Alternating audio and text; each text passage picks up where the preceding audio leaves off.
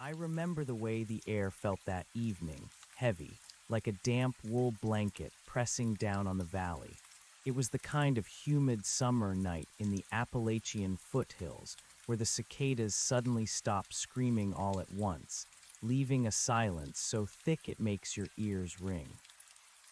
I was sitting on my back porch, the same place I'd sat every night for 6 years. I had a lukewarm beer in my hand and a half-finished book on my lap. My house is the last one on a dead-end gravel road, tucked right up against the edge of the Monongahela National Forest. It's quiet out there. That's why I bought the place. I like the isolation. I like the fact that my nearest neighbor is 2 miles away and the only thing watching me from the woods are the deer. Or so I thought. About 4 miles out, perched on the highest ridge of Blackwood Mountain, sits the old fire tower. It's a skeleton of rusted iron and graying timber, abandoned since the late 70s. From my porch, if the leaves aren't too thick, you can just see the square silhouette of the lookout cabin poking above the tree line like a jagged tooth. It's a local landmark, but nobody goes up there anymore. The access road washed out in a landslide back in the 90s, and the stairs are missing the first 20 feet of planks to keep teenagers from climbing up and falling to their deaths. I was staring at the ridge, watching the purple light of dusk bleed into deep charcoal when I saw it. A flicker. It was faint, a tiny, sharp prick of white light coming from the very top of the tower. I blinked, thinking it was a planet or maybe a satellite passing overhead, but the light stayed stationary. It pulsed. Drash, drash, drash. I sat up, the wicker chair creaking under me. I set my beer down on the floorboards, my eyes locked on that distant ridge. The light went dark for a second, then it started again. Dot, dot, dots. A 3 short, 3 long, 3 short. I felt a cold ripple of goosebumps crawl up my arms, despite the 80-degree heat. I knew that pattern. Everyone knows that pattern. It's the first thing you learn in the Scouts, the only thing you remember from survival movies. SOS. I laughed under my breath, a short, nervous sound. Practical jokers, I muttered. I figured some hikers had managed to scramble up there with a high-powered flashlight. It was stupid and dangerous, but kids do dumb things when they're bored in a small town. I waited for the light to stop, for the kids to get bored and head back down. But it didn't stop. It just kept looping. SOS, SOS, SOS. It was perfectly timed, perfectly rhythmic. There was something mechanical about the precision of it. I went inside and grabbed my Nikon binoculars from the kitchen drawer. My hands were a little shaky as I adjusted the focus, leaning against the porch railing to steady myself. The circular view bounced around the dark forest until I locked onto the tower. Through the glass, the lookout cabin looked like a cage. The windows were all smashed out, leaving nothing but dark, jagged holes. And there, right in the center of the middle window, was the light. But it wasn't a flashlight. It wasn't a beam being held by a human hand. It was a bulb. It was the old, industrial beacon housing on the ceiling of the tower, a fixture that hadn't seen a watt of electricity in 40 years. I could see the rusted metal cage surrounding the glass. The light wasn't swaying or shaking. It was coming from inside the glass, a searing, brilliant white that seemed too bright for such an old structure. The logic kicked in then, the brain's way of protecting you from the impossible. I told myself that maybe the Forestry Service had sent a crew up there to reactivate it. Maybe they were doing some kind of emergency signaling drill, but even as I thought it, I knew it was nonsense. There are no power lines running up Blackwood Mountain. The copper wires had been stripped by scavengers decades ago. There was no battery bank big enough to power a beacon like that, and no one would be working in an abandoned, structurally unsound tower at 10 o'clock on a Tuesday night. I kept the binoculars pressed to my eyes. The light was so bright it left ghosts on my retinas. Dash dash dash dots. Then the light didn't just blink, it shifted. The source of the glow moved from the center of the room to the far left window. It didn't fade out and reappear. It slid across the floor like someone was dragging a heavy, glowing orb. And then, for the first time, I saw a shape. It was just a silhouette, a thin, elongated shadow cast against the back wall of the cabin by the intensity of the light. It looked like a person, but the proportions were wrong. The arms seemed to hang down past the knees, and the head was tilted at an angle that made my own neck ache just looking at it. The silhouette moved toward the window. It didn't have a face, just a flat, dark void where features should be. It seemed to be looking right at me, not just in my direction, at me. I dropped the binoculars. They hit the wooden porch with a dull thud. The silence of the woods felt different now. It wasn't the peaceful quiet of the country anymore. It was the silence of a predator holding its breath. I felt a sudden, irrational urge to turn off every light in my house. I felt exposed, standing there on the porch with the yellow glow of the kitchen light spilling out behind me, painting a giant "Here I am" sign on the side of the mountain. I backed into the house and locked the sliding glass door.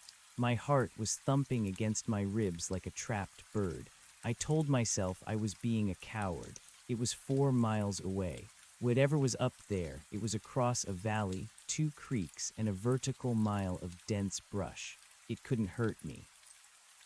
I went to the phone to call the sheriff's office, but I stopped with my hand on the receiver. What would I even say? "Officer, there's a light blinking in the old fire tower." They'd tell me it was just some kids and to go to bed. I'd look like the crazy hermit everyone already suspected I was. I decided to just go to bed. I'd sleep it off, and in the morning, the sun would turn the tower back into a harmless pile of junk. I climbed the stairs to my bedroom, leaving the lights off, navigating by the pale moonlight filtering through the windows. I didn't look toward the mountain. I kept my eyes on the floor. I got into bed, pulled the sheets up, and stared at the ceiling. I was almost asleep, drifting into that hazy state where your thoughts start to turn into dreams, when I heard it.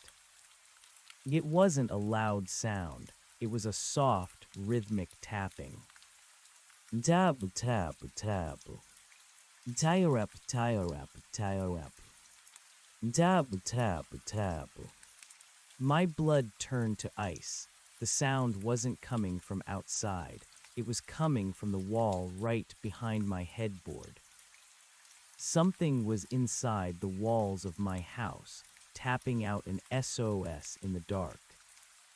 I sat bolt upright, my breath hitching in my throat.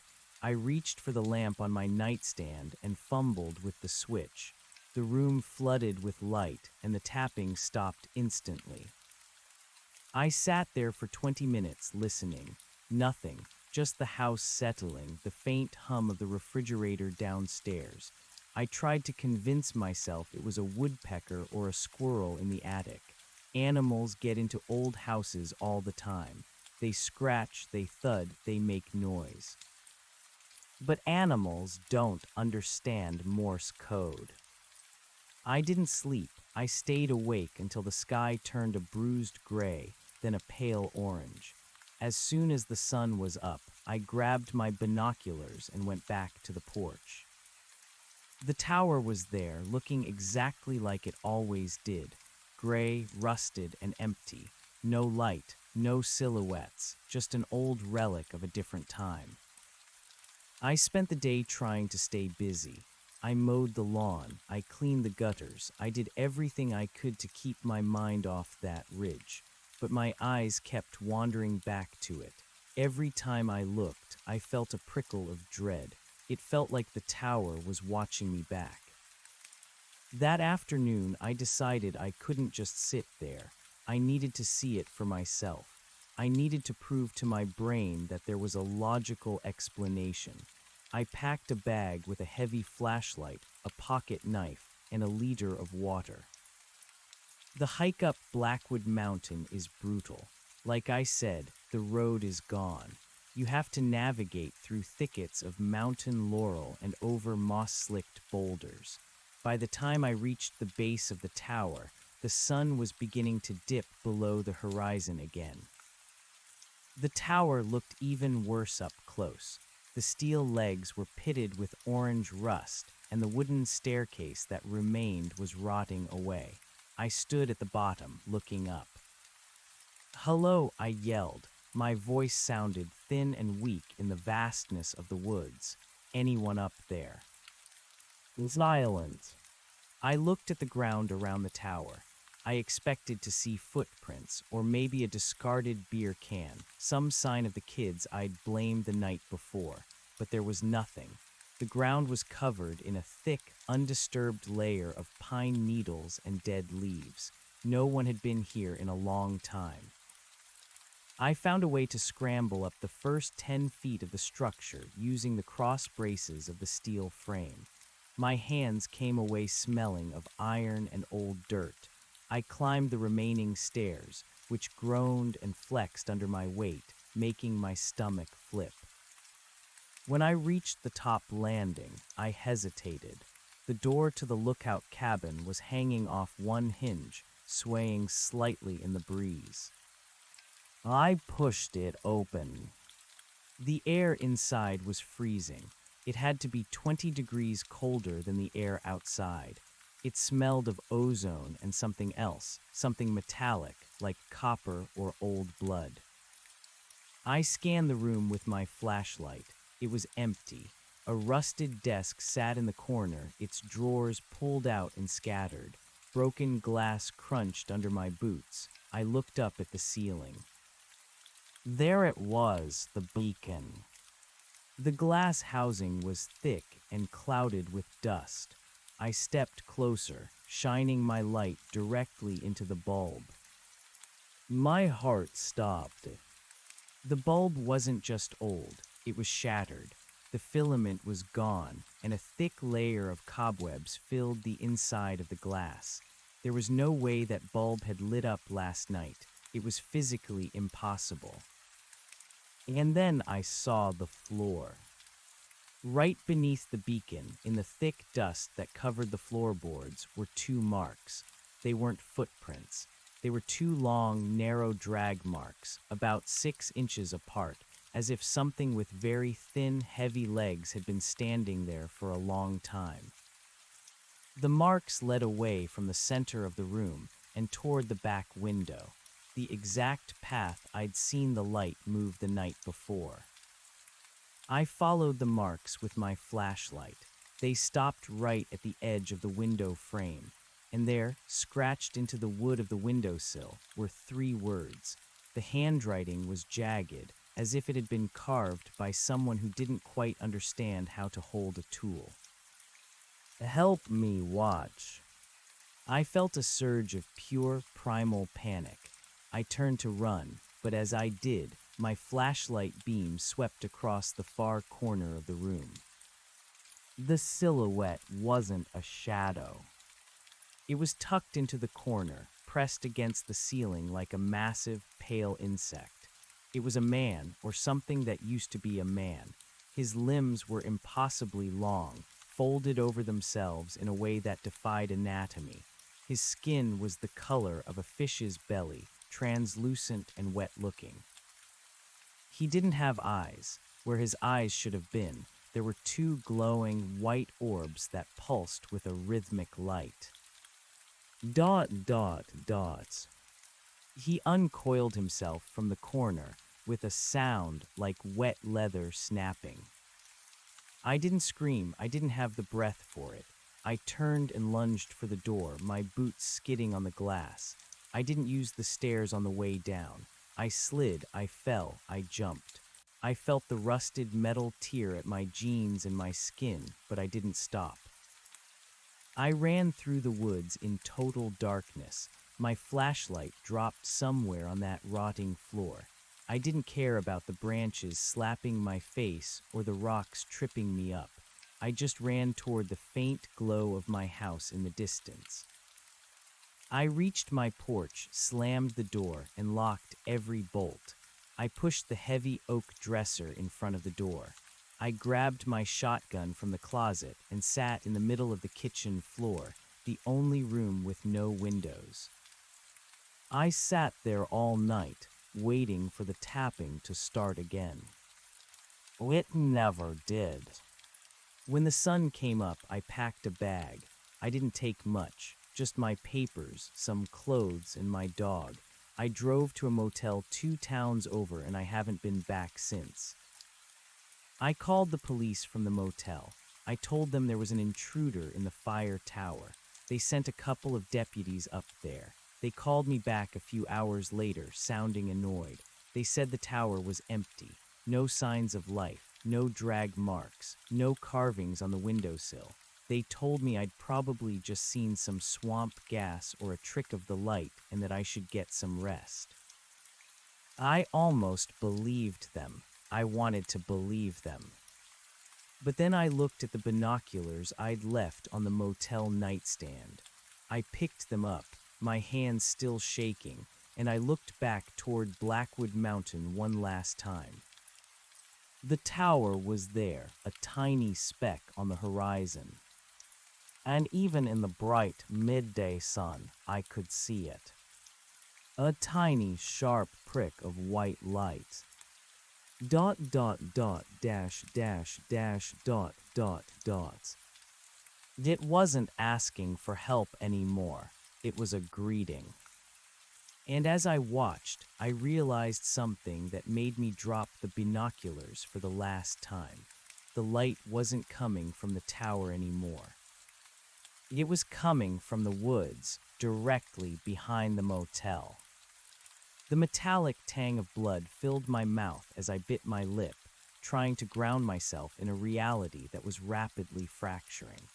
The motel room, with its stained beige carpet and the smell of stale cigarettes and industrial-grade lemon cleaner, felt like a cardboard stage set. I backed away from the window, my heels catching on the edge of the bed.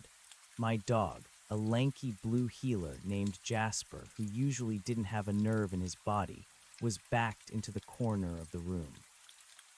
His hackles were a jagged ridge along his spine, and a low, guttural vibration was rolling out of his chest, a sound he only made when he cornered a coyote. He wasn't looking at the door. He was looking at the wall that shared a border with the dense, unkempt tree line of the valley below.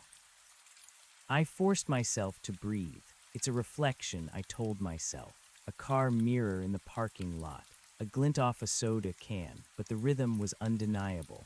Even without the binoculars, I could feel the cadence of it pulsing against the back of my skull. Short, short, short, long, long, long. It was a heartbeat made of light, and it was close. If the tower was 4 miles away, this was barely 40 yards. I didn't pack, I didn't even grab my toothbrush from the sink. I lunged for my car keys on the nightstand and whistled sharply for Jasper. He didn't need a second invitation. He bolted for the door, his claws skidding on the linoleum. I threw open the motel room door, expecting to see that pale, elongated shape standing in the breezeway, but the parking lot was bathed in the flat, oppressive heat of a Tuesday afternoon. A family was unloading a minivan 3 doors down, the kids screaming about wanting ice cream. A maid was pushing a cart of folded towels. Everything was normal. Everything was excruciatingly, terrifyingly mundane. I scrambled into my old Ford, Jasper leaping into the passenger seat before I'd even cleared the debris of fast food bags. I backed out so hard the tires shrieked, drawing a confused look from the father at the minivan. I didn't care. I drove. I didn't have a destination. I just knew I needed distance. I needed to put miles and mountains and rivers between myself and Blackwood Mountain. I headed east toward the coast, driving until the sun began to dip again. The Appalachian peaks flattened into rolling hills, then into the sprawling suburbs of Virginia. I kept my eyes glued to the rearview mirror. Every time a car with high beams followed me too closely, I felt a jolt of electricity shoot down my spine. Every time a street lamp flickered, I gripped the steering wheel so hard my knuckles turned white.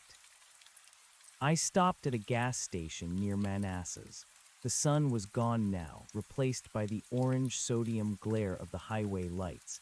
I was exhausted, my eyes burning from the strain of the previous 48 hours. I stepped out to pump gas, the humid air thick with the smell of exhaust. Jasper stayed in the truck, his head low, his eyes tracking every movement in the shadows beyond the station's perimeter. I was staring at the flickering price per gallon screen when I saw it. It wasn't a light this time. It was a reflection in the glass of the gas pump. Behind me, across the 4 lanes of the highway, stood a dense thicket of pines. And there, perched high in the branches, higher than any man should be able to climb, was a pale white shape. It was folded into itself, a knot of translucent limbs. And then the eyes opened. 2 brilliant, searing points of white light. They didn't blink like a human's eyes. They pulsed. Dots. I let go of the gas nozzle. It clicked shut, spilling a few drops of fuel onto my boots. I didn't finish the fill-up. I jumped back into the truck and roared back onto the interstate, my heart hammering a frantic rhythm against my ribs. It was following me. It wasn't tied to the tower. The tower had just been the lure, the place where it had waited for someone to look long enough to acknowledge it, to witness it. "Help me watch," the carving had said. I realized then, with a sinking horror that made me feel physically ill, that I hadn't escaped. I had brought the witness with me. By looking through those binoculars, by focusing my intent on that flickering SOS, I had completed some kind of circuit. I was the battery. I was the reason the light could move. I drove until I hit the outskirts of Richmond, finding a 24-hour diner that was brightly lit with fluorescent tubes. I needed people. I needed the hum of conversation and the clatter of silverware to drown out the silence I knew was waiting for me. I sat in a vinyl booth, ordering coffee after coffee. Jasper sat at my feet, hidden under the table, his chin resting on my boot. He was trembling. "You okay, hun?" the waitress asked, hovering over me with a glass pot. She was older, with tired eyes and hair the color of wood smoke. She looked at my hands, which were still stained with the rust and grime from the fire tower. "Just a long drive," I managed to say. My voice sounded like it belonged to someone else, someone much older and much more broken. "You look like you've seen a ghost," she said with a weak smile. I looked at her, really looked at her, and for a second I wanted to tell her everything. I wanted to scream about the pale thing in the corner of the ceiling and the light that shouldn't exist. But I looked past her, toward the large plate glass window that faced the dark parking lot. The diner's neon sign was buzzing. "Eat," it said in flickering pink tubes. But as I watched, the E and the A went dark. Only the T remained pulsing. "Drage." Then the E flickered back on. "Dot." The sign began to cycle. It wasn't a short circuit. It was deliberate. It was using the diner's electricity, hijacking the neon to speak. Dash, dots. The waitress didn't notice. She was busy wiping down the counter, humming a tune I didn't recognize. I looked around the diner. There were 3 other patrons, a trucker hunched over a plate of eggs, and a young couple whispering in the back. None of them saw it. To them, it was just a faulty sign in a sleepy roadside haunt.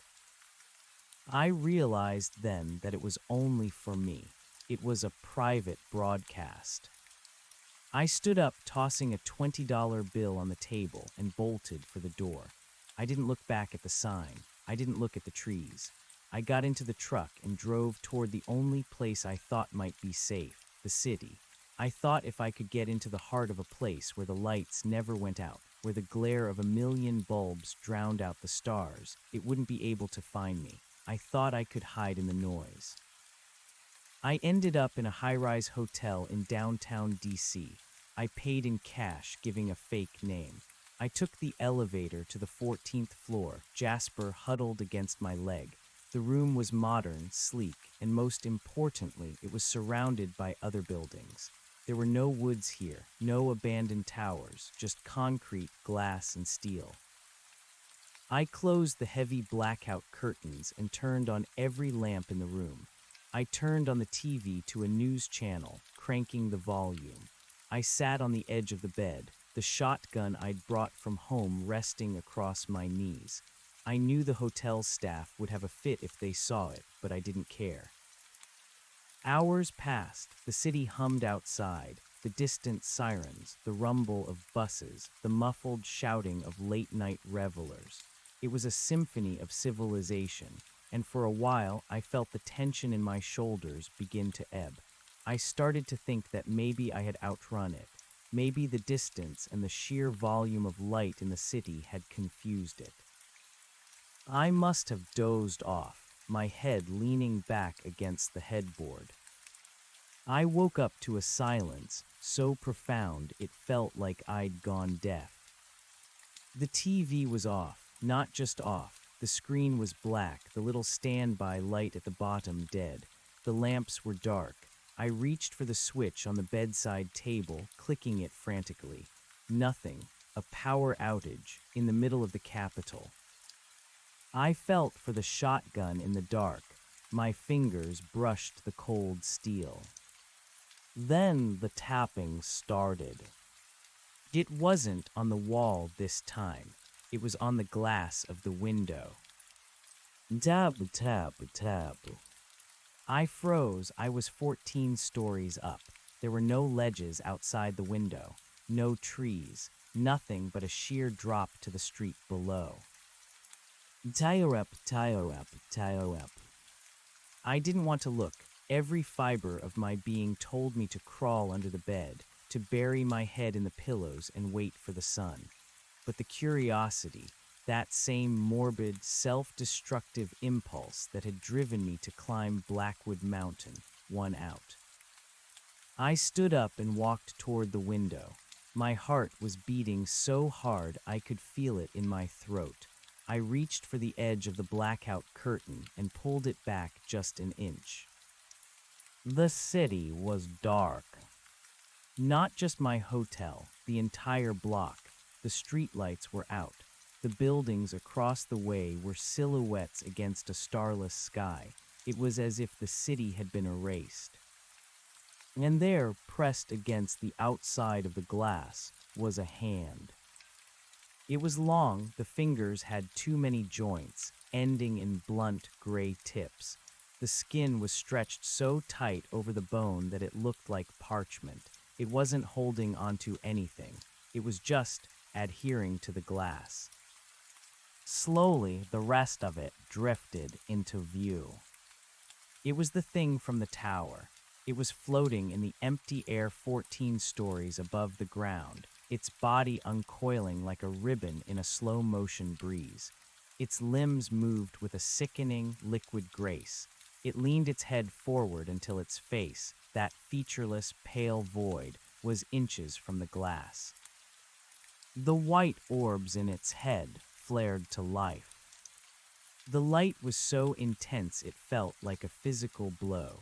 It didn't just illuminate the room, it burned. I saw the shadow of my own skeleton cast against the far wall. The light began to pulse, but it wasn't SOS anymore. The rhythm had changed. It was faster, more complex.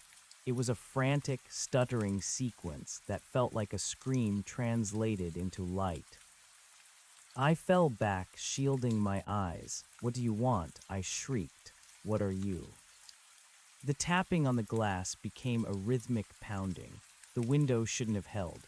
It was reinforced, double-paned glass designed to withstand high winds.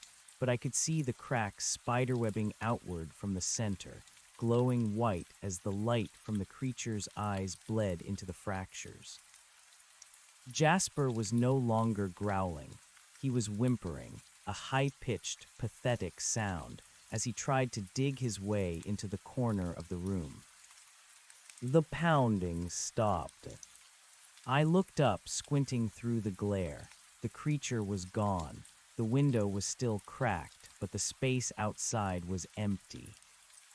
I scrambled to the door, intent on running into the hallway, but I stopped when I saw the digital clock on the microwave in the small kitchenette. The power was back on, but the clock wasn't displaying numbers. The green LED segments were blinking. Dot dash dot dots. L dot dash leg dash dot dash dash Y dot dash dot dots L dot leg LAYLES. My mother's name. I stared at the clock, my breath coming in ragged gasps. My mother had been dead for 15 years. She died in a hospital in Ohio, hundreds of miles from the Monongahela forest. The microwave beeped, a single, sharp tone. Then the phone in the room began to ring. I didn't want to answer it. I knew I shouldn't answer it, but the ringing was rhythmic. 3 short rings, 3 long rings, 3 short rings. I walked over to the desk as if in a trance. I picked up the receiver and pressed it to my ear. At first, there was only static, the sound of 1,000 dead radio stations whispering at once. Then, through the white noise, a voice emerged. It was distorted, as if it were being played through a broken speaker underwater. "It's so dark down here." It was her voice. It was my mother's voice, but it was hollow, stripped of all warmth. "I can't see the light anymore." "Mom," I whispered, my knees giving out. I sank to the floor, the receiver clutched in both hands. "Watch," the voice hissed. "You have to watch for us." "Us?" The line went dead. I sat on the floor of that hotel room until the sun came up. When the first rays of light hit the window, the cracks in the glass were gone. The microwave clock was blinking a normal 12:00. The city was alive again, the sounds of traffic and sirens filtering through the walls. I knew then that I couldn't run. It didn't matter where I went. The thing from the tower wasn't a ghost, and it wasn't an alien. It was a beacon. It was a bridge. I had looked into the light, and now the light was looking through me. I stood up and walked to the window. I looked out over the city, past the monuments and the museums toward the west. I could feel it out there, the Blackwood Mountain Ridge, the rusted iron skeleton of the tower. It was calling me back. I didn't have a choice. I could spend the rest of my life running, watching the lights in every city, every town, every house turn into a language I didn't want to understand. Or I could go back to the source. I could find out what was waiting in the dark beneath the tower. I checked out of the hotel. I bought a new flashlight, a sturdier one, and a heavy-duty crowbar. I bought enough water and food for 3 days. As I drove back toward the mountains, the radio in my truck began to drift. The music faded into static, and then a clear, sharp signal broke through. It wasn't a voice, it was a series of tones. Beep and beep and beep. Beep, beep, beep. Beep and beep and beep. I didn't turn it off. I leaned back into the seat and accelerated. The air was getting heavy again. The clouds were gathering over the peaks of the Monongahela, thick and charcoal gray. I could feel the humidity pressing down on the valley like a damp wool blanket. I was going home, but I knew that the house on the dead-end gravel road wasn't mine anymore. It belonged to the light, and the light was waiting for me to finish the message. The drive back toward the Monongahela felt like a descent into a world that had been drained of its color. The vibrant greens of the Virginia hillside gave way to the bruised purples and slate grays of the rising Alleghenies. I felt like a ghost haunting my own life, gripping a steering wheel that felt too smooth, too artificial, while the real world, the world of shifting shadows and rhythmic pulses, awaited me in the high timber. Jasper was different now. He didn't pace the backseat or stick his head out the window to catch the scent of pine and roadkill. He sat perfectly still, his yellow eyes fixed on the dashboard, his breathing synchronized with the humming of the tires. Every time I glanced at him, I saw the same hollow stare I'd seen in the mirror at the hotel. We were both tethered to the mountain now. I reached the outskirts of the town nearest Blackwood around dusk. The welcome to sign was riddled with rusted-out bullet holes, and the local diner, the one where the sheriff had laughed at my swamp gas theory, was dark. Not just closed for the night, but dark in a way that suggested the electricity had simply given up. I didn't stop. I didn't want to see the neon signs in the windows. I didn't want to see if the townspeople were standing on their porches, their eyes wide and glowing with that borrowed, synthetic white light. The road up Blackwood Mountain was narrower than I remembered. The gravel crunched under my tires like ground bone. The forest on either side seemed to lean inward, the branches of the ancient oaks interlocking overhead to create a tunnel of tangled wood.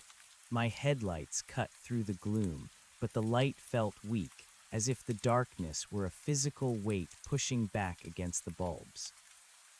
I reached the trailhead where I'd left my sanity 3 days ago. The gate was still locked, the chain rusted and cold. I parked the Ford, killed the engine, and sat in the sudden, ringing silence. Click. The cooling engine made a metallic sound. Click, click, click. I gripped the steering wheel until my fingers cramped. Even the heat escaping the manifold was trying to talk to me. Stay here, Jasper, I whispered. My voice was a dry rasp. The dog didn't move. He didn't whine or try to follow. He just watched me with those unblinking eyes as I grabbed the heavy-duty flashlight and the crowbar. I tucked the shotgun under my arm, though I knew instinctively that lead and powder wouldn't do much against a creature that could travel through a microwave clock. I started the climb. The trail was steeper in the dark. Every snap of a twig under my boot sounded like a gunshot. I kept my flashlight aimed at the ground, terrified of what I might see if I swept the beam across the canopy. I didn't want to see those elongated limbs folded into the crooks of the trees. I didn't want to see the eyes watching my progress. But I could feel it. The air was vibrating. It wasn't a sound, but a pressure in my sinuses, a low-frequency hum that made my teeth ache. It grew stronger as I neared the summit. When I finally broke through the tree line and stood in the clearing of the fire tower, the wind was howling. It whipped around the iron legs of the structure, creating a mournful, flute-like whistle. The tower looked different tonight. It didn't look like a relic of the Forest Service. It looked like an antenna, a massive, rusted needle stitching the earth to the sky. And at the top, the light was screaming. It wasn't a blink anymore. It was a strobe, a frantic, blinding white roar of luminosity that illuminated the entire peak. 1 second the world was pitch black, the next it was bleached white, the shadows of the trees dancing like frantic giants against the rocks. I began to climb the stairs. My boots rang out on the metal grating. Clang, clang, clang. I reached the first landing, then the second. My lungs burned. The air tasted of ozone and wet copper. By the time I reached the final flight of stairs leading to the glass-walled cab, the vibration was so intense I could feel my vision blurring. I reached the trapdoor. It was locked from the inside. I didn't hesitate. I jammed the crowbar into the seam and heaved. The metal groaned, a shriek of protesting iron that was swallowed by the wind. I threw my entire weight into it, my muscles screaming, until the bolt snapped with a sound like a bone breaking. I pushed the door open and scrambled into the cab. The room was filled with the smell of my mother's perfume, lilac and old lace. It was so thick I nearly gagged. "Mom," I called out, the word dying in the roar of the wind. The cab was empty. The chair was overturned, the map scattered, but the light wasn't coming from a lamp or a flare. It was coming from the very center of the room, hovering 3 feet off the floor. It was a rift, a jagged vertical tear in the air, no wider than a finger but 6 feet tall. Inside the tear there was no color, no shape, only a brilliance so pure it felt like looking at the heart of a star. The light was pouring out of it in pulses, hitting the glass windows and reflecting back toward the valley. I walked toward it, drawn by a gravity I couldn't resist. As I got closer, the static in my head cleared. The SOS and the LAYLE and the tapping, it all began to make sense. It wasn't a language, it was a frequency, a synchronization. I looked into the rift. I didn't see a monster, I didn't see a ghost. I saw a hallway. It was a long, sterile corridor made of the same white light, and standing in that corridor were hundreds of people. They were pale, their features smoothed over like river stones, their limbs long and graceful. They weren't trapped, they were waiting. One of them stepped forward. It didn't have a face, but I knew the way it tilted its head. I knew the way it held its hands, fingers interlaced at the waist. "You're late," the voice said. It wasn't a sound. It was a thought that blossomed in my brain like a bruise. "What is this place?" I asked, my voice trembling. "The watch," the thought replied. "The world is so very dark, Elias. You have no idea how much effort it takes to keep the shadows from swallowing the floor." I looked down. Beneath the white floor of the corridor, I saw something shifting. It was a darkness so deep it felt like a physical weight, a roiling, oily sea of nothingness that was clawing at the light, trying to find a hole, a crack, a way in. "The tower is the anchor," the thing that used to be my mother whispered. "But the anchors rust. They fail. We need new witnesses. We need eyes to hold the line." I realized then what the creature had been doing. It hadn't been stalking me. It had been testing me. It had been tuning me. "I don't want this," I sobbed, backing away toward the broken trapdoor. "The light doesn't care what you want," the voice said, and for the first time it sounded cold. "The light only cares that the message continues. Without the witness, the signal dies, and if the signal dies..." She pointed downward, toward the oily black sea. The light in the room flared. The rift began to widen, the edges of the air curling back like burning paper. The heat was unbearable. I felt the skin on my face tightening, my hair beginning to singe. I turned to run, but the trapdoor was gone. The floor was gone. I was standing on nothing, suspended in a vacuum of white glare. I looked back at the rift. The figure was reaching out a long, translucent hand. "Help us watch," it said. I felt a sharp, stinging pain in my eyes. It felt like needles being driven into my pupils. I tried to scream, but my mouth wouldn't open. My jaw felt fused, my skin stretching, my bones lengthening. I looked down at my hands. My fingers were growing, adding joints, the skin turning the color of wood ash. I wasn't Elias anymore. I was a component. I was a filament in a bulb.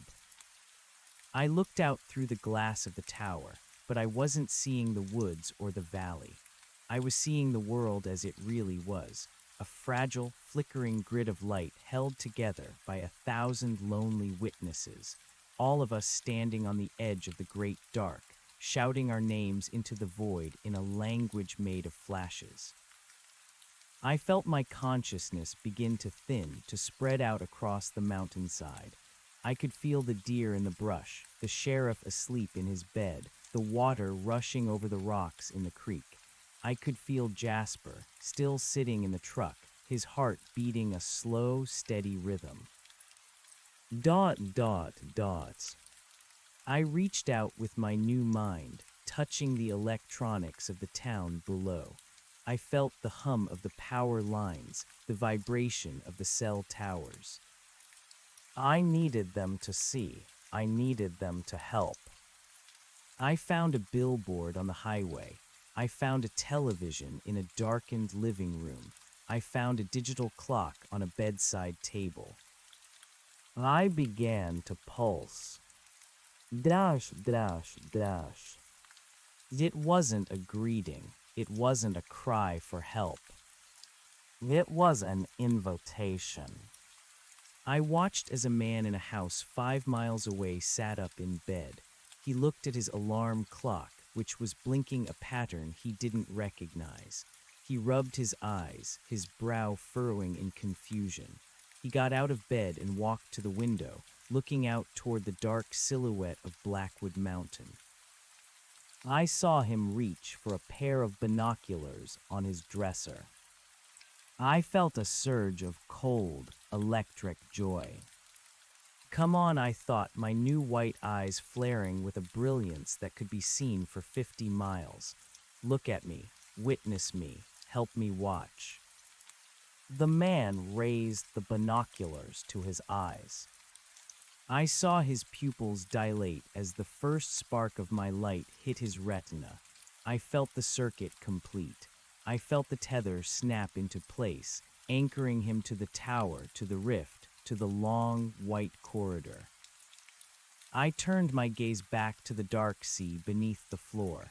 It was still there, still hungry, still clawing. But for tonight, the line would hold. I began the next sequence. Dot, dot, dots.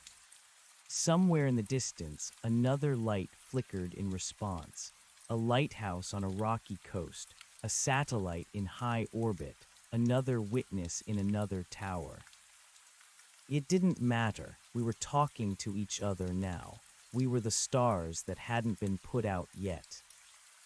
I settled into my new skin, the metal of the tower becoming my bones, the wind becoming my breath. I would stay here. I would watch. I would wait for the next Elias to climb the stairs, driven by a curiosity they would never understand until it was too late. The sun began to rise over the Alleghenies, but for me, the dawn meant nothing. The real light was inside. I blinked. Dot. The world blinked back. And in the silence of the mountain, the message continued, a frantic, beautiful, terrifying scream of light against an endless, waiting night. The man with the binoculars didn't look away. I could feel the microscopic burn of the light etching itself into his retinas, a permanent cartography of the void. He was a locksmith in a small town called Oakhaven, 3 valleys over. His name was Arthur. He had a daughter who was sleeping in the next room, dreaming of horses and red ribbons. I knew this because I was no longer contained by the glass walls of the cab. I was the current in the copper wires of his house, the static on his baby monitor, the very air that carried the smell of his morning coffee. I felt a sudden, sickening pang of what used to be guilt. It flickered like a dying candle and then was snuffed out by the sheer, cold necessity of the watch. Arthur was terrified, but his terror was a fuel. It made his heart race, and that kinetic energy fed the grid. I watched through his eyes as he lowered the binoculars. His hands were shaking. He looked at the digital clock on his nightstand. It wasn't showing the time anymore. It was scrolling a single word over and over in glowing red segments. Witness. Janine, he whispered, his voice cracking. He was calling for his wife, but she didn't wake up. She couldn't. She wasn't tuned to the frequency yet. I pulled back from him, my consciousness snapping back to the tower like a rubber band. The transition was violent. For a moment, I was Elias again. I felt the phantom weight of my heavy-duty flashlight, the cold bite of the crowbar in my hand. I felt the tears drying on my cheeks. But then the light surged, a tidal wave of white heat that dissolved the memory of my flesh. My hands, if they could still be called that, were woven into the iron lattice of the tower. I was the tower. Every rusted bolt was a nerve ending. The entity that had looked like my mother was standing beside me. It wasn't looking at the valley. She was staring straight up into the charcoal sky, where the stars were beginning to fade into the gray of morning. They are coming closer, she thought. It wasn't a warning, it was a statement of physics. The gaps are widening. The iron is tired, Elias. I looked where she looked. To the human eye, the sky was just the sky, vast, empty, and indifferent. But through my new, multifaceted vision, I saw the truth. The atmosphere was a thin, tattered veil, and behind it, the great dark wasn't just empty space. It was a pressure. It was 1,000,000,000 tons of black ink pressing against a sheet of wet paper. I could see the places where the paper was tearing. Tiny pinpricks of absolute nothingness were opening up in the stratosphere, leaking a cold that made the absolute zero of space look like a summer day. What happens if we stop? I asked. My thought voice echoed through the radio towers of 3 states. The collapse, she replied. The great dark doesn't want to destroy us. It doesn't have the capacity for malice. It simply wants to be where we are. It is the natural state of the universe. We are the anomaly. The light is the fever, and the dark is the cure. I felt a vibration from below. It wasn't a thought, it was a physical impact. Someone was at the base of the tower. I cast my perception downward, sliding down the iron legs like rain. It was the sheriff. He hadn't stayed in bed. He was standing by my Ford, his hand resting on the hood. He looked older than he had 2 days ago, grayer, his skin hanging loose on his jowls. He was holding a heavy service revolver, but he wasn't pointing it at anything. He was just holding it, a relic of a world where problems could be solved with light. Elias, he called out. His voice was small against the roar of the mountain wind. Elias, I know you're up there. I saw the flash. I saw what it did to the birds. I looked at the ground around him. Hundreds of starlings lay in the dirt, their wings spread wide, their eyes turned into white marbles. They had flown too close to the signal. Their tiny brains had been fried by the sheer volume of the data I was transmitting. Come down, son, the sheriff pleaded. We can get you help. There's a hospital in Charleston. They deal with exposure, chemical leaks, whatever this is. I wanted to tell him to run. I wanted to scream that there was no hospital for what I had become. But as I prepared to manifest a thought, the mother entity placed a long, shimmering hand on my shoulder. "He is a candidate," she whispered. "Look at his heart, Elias, see the cracks." I looked, I didn't see a heart of muscle and valves. I saw a glowing ember, dimmed by years of grief, by the loss of his wife to cancer, by the weight of a town that was slowly dying. He was hollowed out. He was the perfect vessel. "No," I thought, the word vibrating the sheriff's teeth.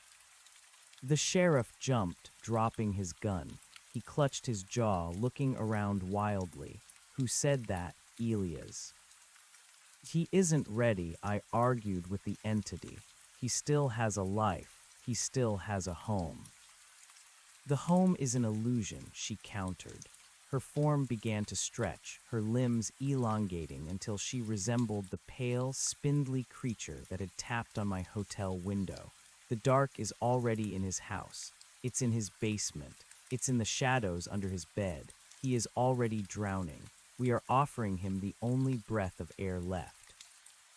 She leaned over the railing of the cab, her body flowing like liquid light. She didn't fall. She descended, a glowing ribbon of white descending toward the sheriff. "Stop!" I screamed. The tower groaned. A massive spark jumped from the lightning rod to the forest floor, scorching the earth a few feet from the sheriff. He fell back, scrambling away from the tower, his eyes wide with a terror that was rapidly turning into that familiar, vacant awe. I realized then that I had more power than she did. I was fresh. My connection to the world of the living was still a raw, bleeding nerve. I wasn't a ghost of the signal yet. I was the signal itself. I surged downward, pouring my consciousness into the sheriff's radio, the one clipped to his belt. "Run!" I roared through the speaker. The volume was so intense the plastic casing cracked. "Get to the valley. Don't look back, AT the light." The sheriff didn't need to be told twice. He scrambled into his cruiser, the tires spitting gravel as he floored it down the mountain road. The mother entity pulled back, her form flickering with a cold, violet hue. She wasn't angry. She didn't feel anger. She felt inefficiency. "You waste the resource," she thought. "The dark grows. Every soul we don't harvest is a soul the dark claims. You think you are saving him. You are leaving him to the shadows. They will be slower than us. They will be much, much hungrier." "I don't care," I projected, my light turning a defiant, jagged orange. "I'm not a harvester. I'm a watchman. You said we hold the line. That's what I'm doing." "Then watch," she said, and she vanished. She didn't leave. She simply stepped into a different frequency, becoming invisible to me. I was alone in the cab, a god of glass and rust, presiding over a kingdom of trees that were beginning to sway in a wind that didn't belong to the weather. The sun climbed higher, but the light it provided felt fake. It was a yellow, oily light that didn't penetrate the shadows. As the day progressed, I began to see the others. They weren't just in the towers. They were in the reflections of the mountain lakes. They were in the shimmer of heat rising from the asphalt. They were the glitch in the corner of a person's eye. Thousands of us, a secret army of light, all staring upward at the fraying veil of the sky. I saw a woman in a high-rise in Chicago, her eyes glowing as she stared at a dead television screen. I saw a boy in a village in the Andes, sitting on a stone wall, his gaze fixed on a distant, unblinking star. We were a network, a map of fireflies on a dark blanket. But I also saw the things we were watching. In the valleys where the light couldn't reach, in the deep caves, the abandoned mines, the basements of boarded-up houses, the dark was curdling. It wasn't just an absence of light anymore. It was taking shape. It was mimicking us. I saw a shadow in the shape of a man standing in the sheriff's backyard.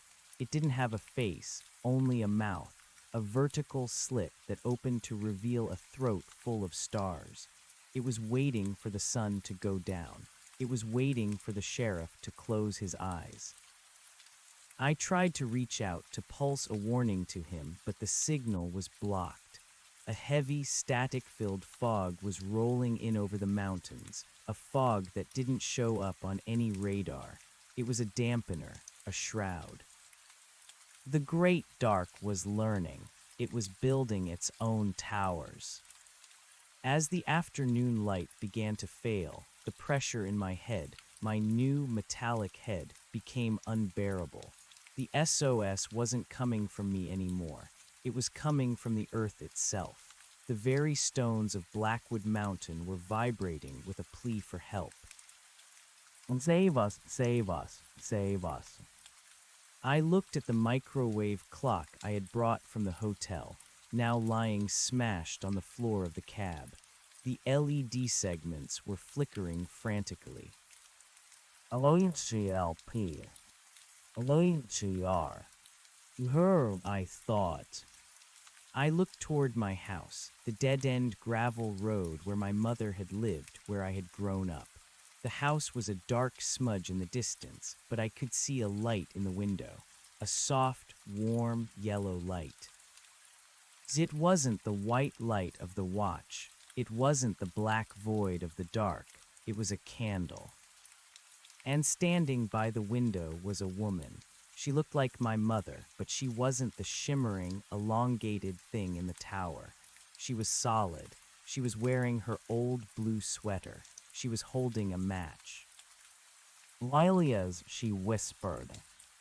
I heard it clearly, despite the 5 miles of forest between us. Lialia's come home. The table is set. I felt a surge of longing so powerful it nearly tore me loose from the iron legs of the tower. It was a trap. I knew it was a trap. The dark was using my memories, just as the light had. It was reaching into the deepest, softest parts of my soul and pulling. Don't go, a new voice joined the chorus. It was Jasper. I looked down. My dog was standing at the base of the tower. But he wasn't a dog anymore. He was a statue of white marble, his eyes 2 burning magnesium flares. He was looking up at me, his tail wagging in a slow, rhythmic arc. Dot dash dots. He is gone, Elias, Jasper's voice, a composite of 1,000 dog barks and human whispers, echoed in my mind. The man in the house is a shell. The woman with the candle is a lure. Stay in the light, stay in the iron. I was being pulled in 2 directions, the warm, yellow lure of the past and the cold, white necessity of the future. The sun dipped below the horizon. In that instant, the world changed. The shroud I had seen earlier slammed down over the mountain, total, absolute darkness. My white light, which had felt so powerful a moment ago, was swallowed. It was like a bucket of ink had been poured over a single candle. I couldn't see the valley. I couldn't see the stars. I couldn't even see the mother entity. I was alone in the dark. And then the tapping started again. It wasn't on the glass. It was on my soul. Tab, tab, tab. Something was climbing the tower, something heavy, something that didn't have feet but moved with a rhythmic, wet sliding sound. Schlorp, click, schlorp, click. It was coming up the stairs I had broken. It didn't need the stairs, but it was using them to mock me. I turned my brilliance inward, trying to see what was coming through the trapdoor. But the light wouldn't go where I wanted it to. It was being sucked out of the room, drawn toward the rift in the center of the cab. The rift was no longer white. It was turning gray.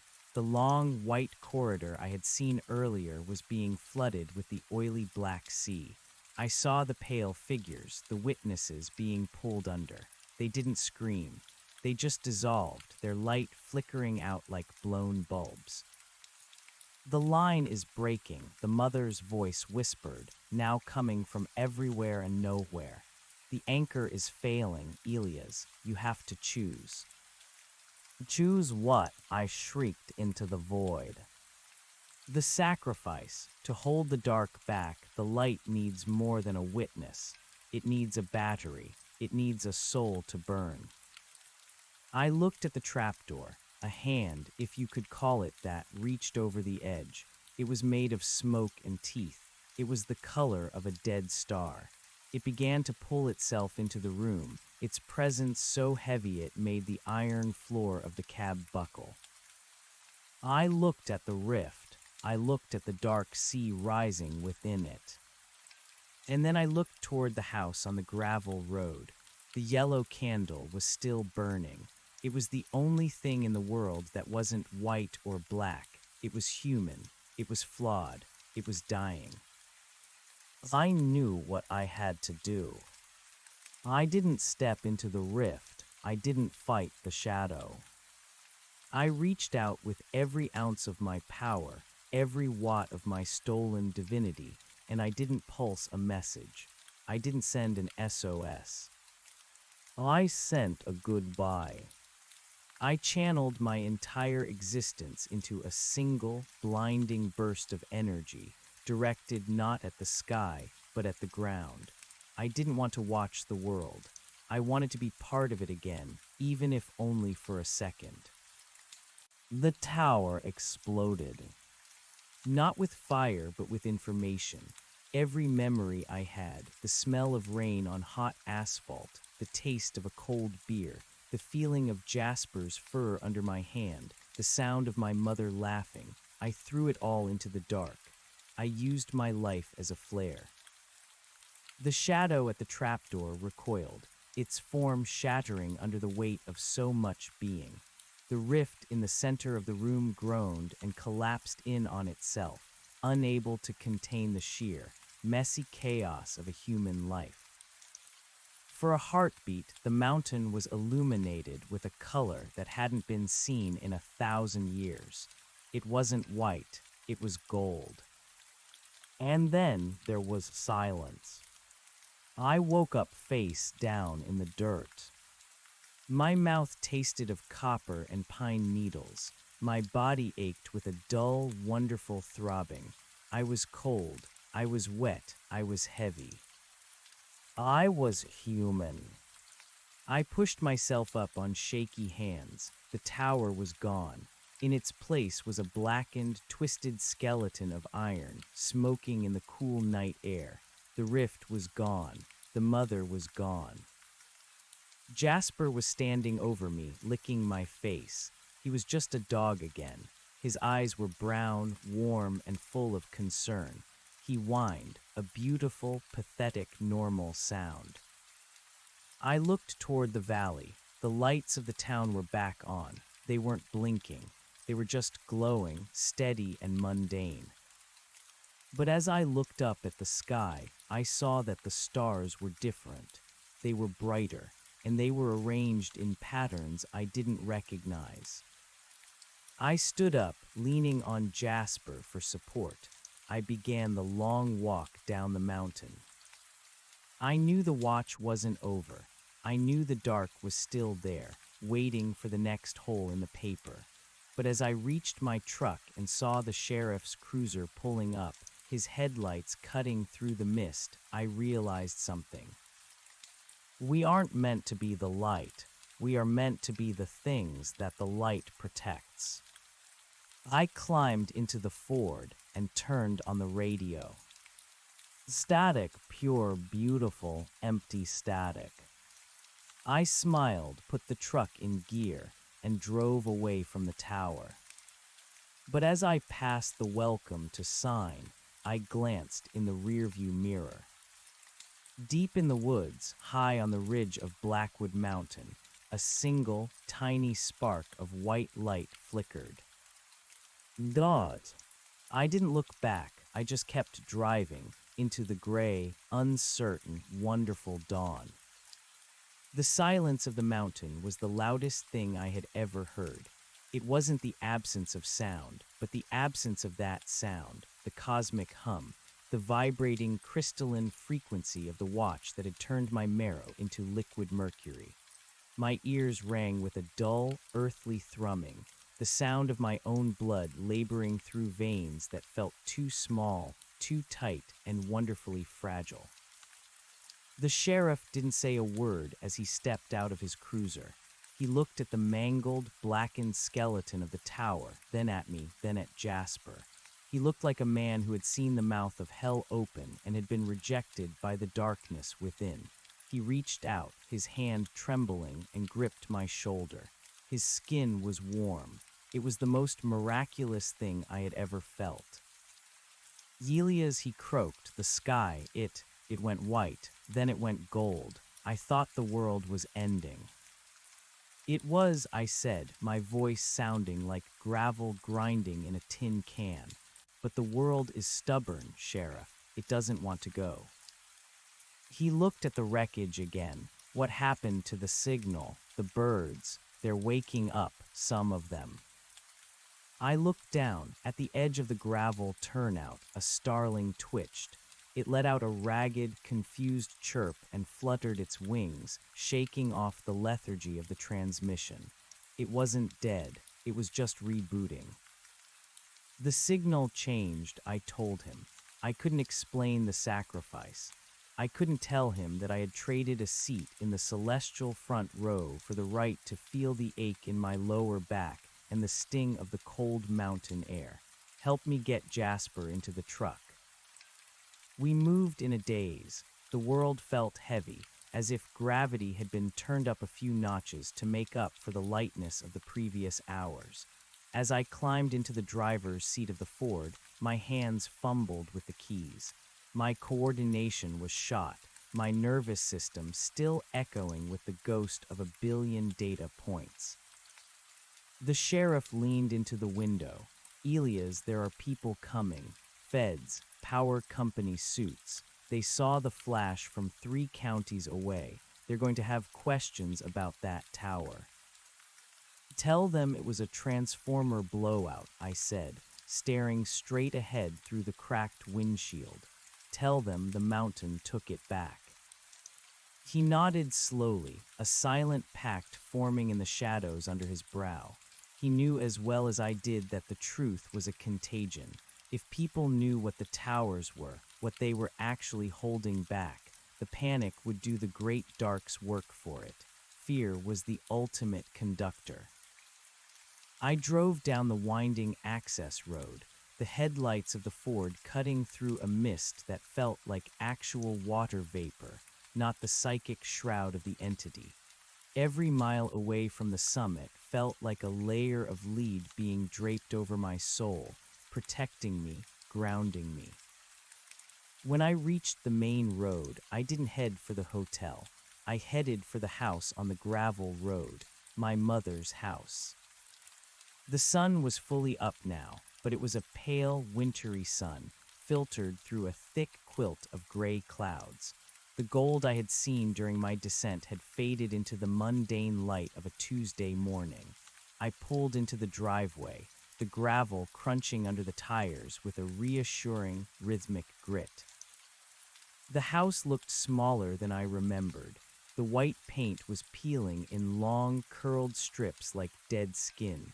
The porch sagged on the left side, a victim of the shifting mountain soil. It was a dying house in a dying town, and it was beautiful. I left Jasper in the truck. He was already fast asleep, snoring with a deep, rhythmic intensity, and walked to the front door. I didn't have a key, but I didn't need one. The door wasn't locked. It never had been.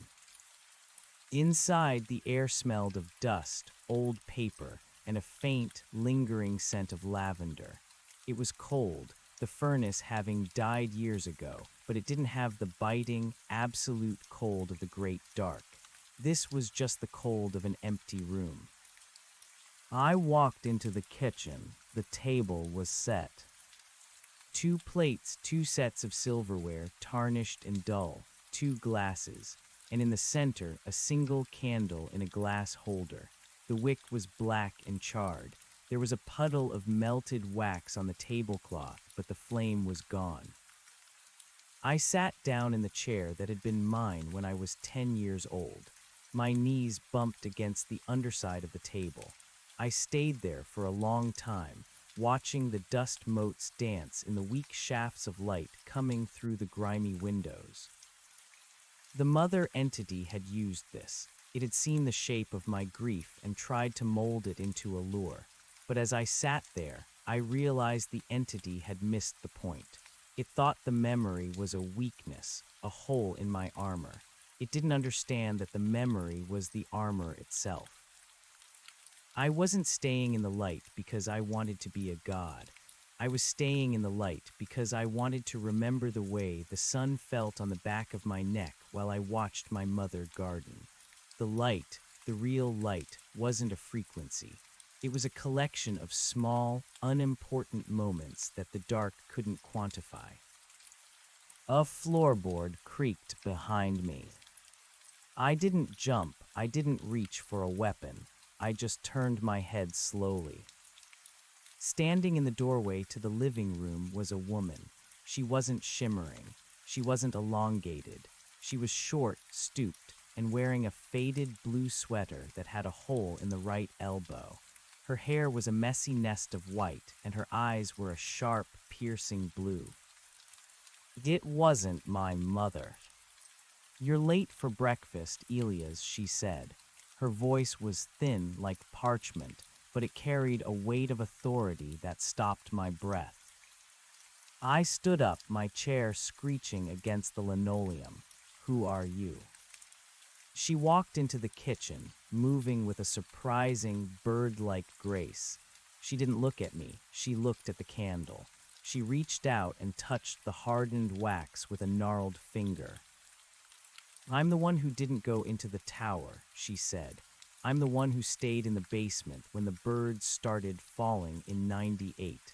I'm the one who kept the candle lit so the things in the shadow would have something to look at besides your heart." She looked up at me then, and I saw the faint, unmistakable shimmer in her pupils. It wasn't the white light of the watch, it was something else, older, dimmer. "You're a witness," I whispered. "I was a keeper," she corrected. "There's a difference. The witnesses look up. The keepers look down. We watch the basements. We watch the wells. We watch the places where the earth breathes."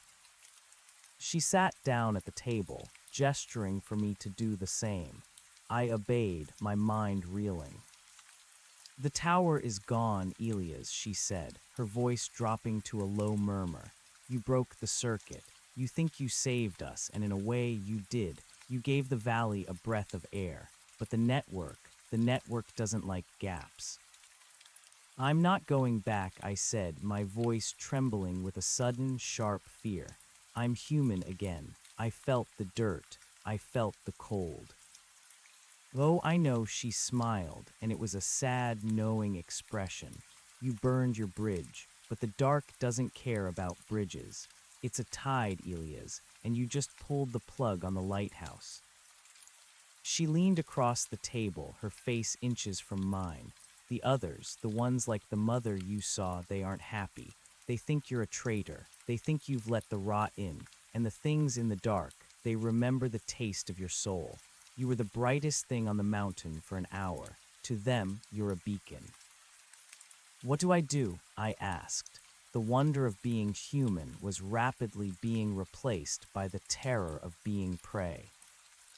"You do what we've always done," she said, standing up and heading toward the back door. "You stop looking at the sky. You start looking at the shadows. You keep the candle lit and you wait." "Wait for what?" She paused at the door, the morning light silhouetting her frail frame. "For the next one. The light always finds a witness, Elias, but the world needs people who know how to live in the gray." She opened the door and stepped out into the yard. By the time I reached the porch, she was gone. There were no footprints in the frost. There was only the sound of the wind through the pines and the distant, muffled sound of a chainsaw starting up somewhere down in the valley. I walked back to my truck. Jasper was awake now, sitting up and watching the woods with an intensity that made the hair on my arms stand up. He wasn't looking at the sky. He was looking at the crawl space under the house. I got in, started the engine, and looked at the dashboard. The digital clock was working again. It showed the time, 8:14 a.m. But as I watched, the numbers flickered, just for a second. 8:14 became SAVA. Then it went back to the time. I drove away from the house, away from the mountain, and toward the town. I stopped at the hardware store and bought 3 cases of candles, a dozen heavy-duty flashlights, and every battery they had in stock. The clerk looked at me like I was crazy, but I didn't care. I went to the local diner, the one where the sheriff usually had his morning coffee. The place was packed. People were talking loudly, their voices pitched with a nervous, manic energy. They were talking about the aurora they had seen. They were talking about the power surge that had fried half the televisions in the county.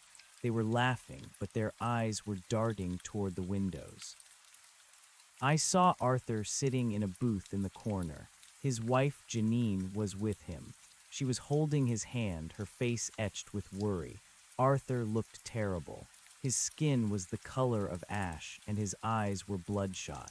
He was staring at his coffee cup like it contained the secrets of the universe. As I walked past, he looked up. Our eyes met. For a split second, the diner vanished. I didn't see the vinyl booths or smell the grease. I saw the iron lattice. I saw the digital clock scrolling witness. I saw the white heat of the grid. Arthur didn't say anything. He just nodded, a tiny, almost imperceptible movement of his chin. He knew. He was still tuned in. He was a broken receiver, but he was still picking up the ghost of the signal. I sat down at the counter and ordered a black coffee. I needed the bitterness. I needed the heat. The radio behind the counter was playing a local country station. The signal was clear, but every few minutes there would be a burst of static, a rhythmic, pulsing hiss. Dot dash dot. I closed my eyes and leaned my head against my hands. I had destroyed the tower, but I hadn't ended the war. I had just changed the theater of operations. The great dark was no longer pressing against the veil of the atmosphere. It was here, in the diners, in the basements, in the cracks between the floorboards. I felt a cold draft on my ankles. I looked down, under the counter, in the deep shadow where the light of the diner couldn't reach. I saw a flicker. It wasn't a spark. It was a mouth, a vertical slit, opening just a fraction of an inch, revealing a glimpse of a throat full of stars.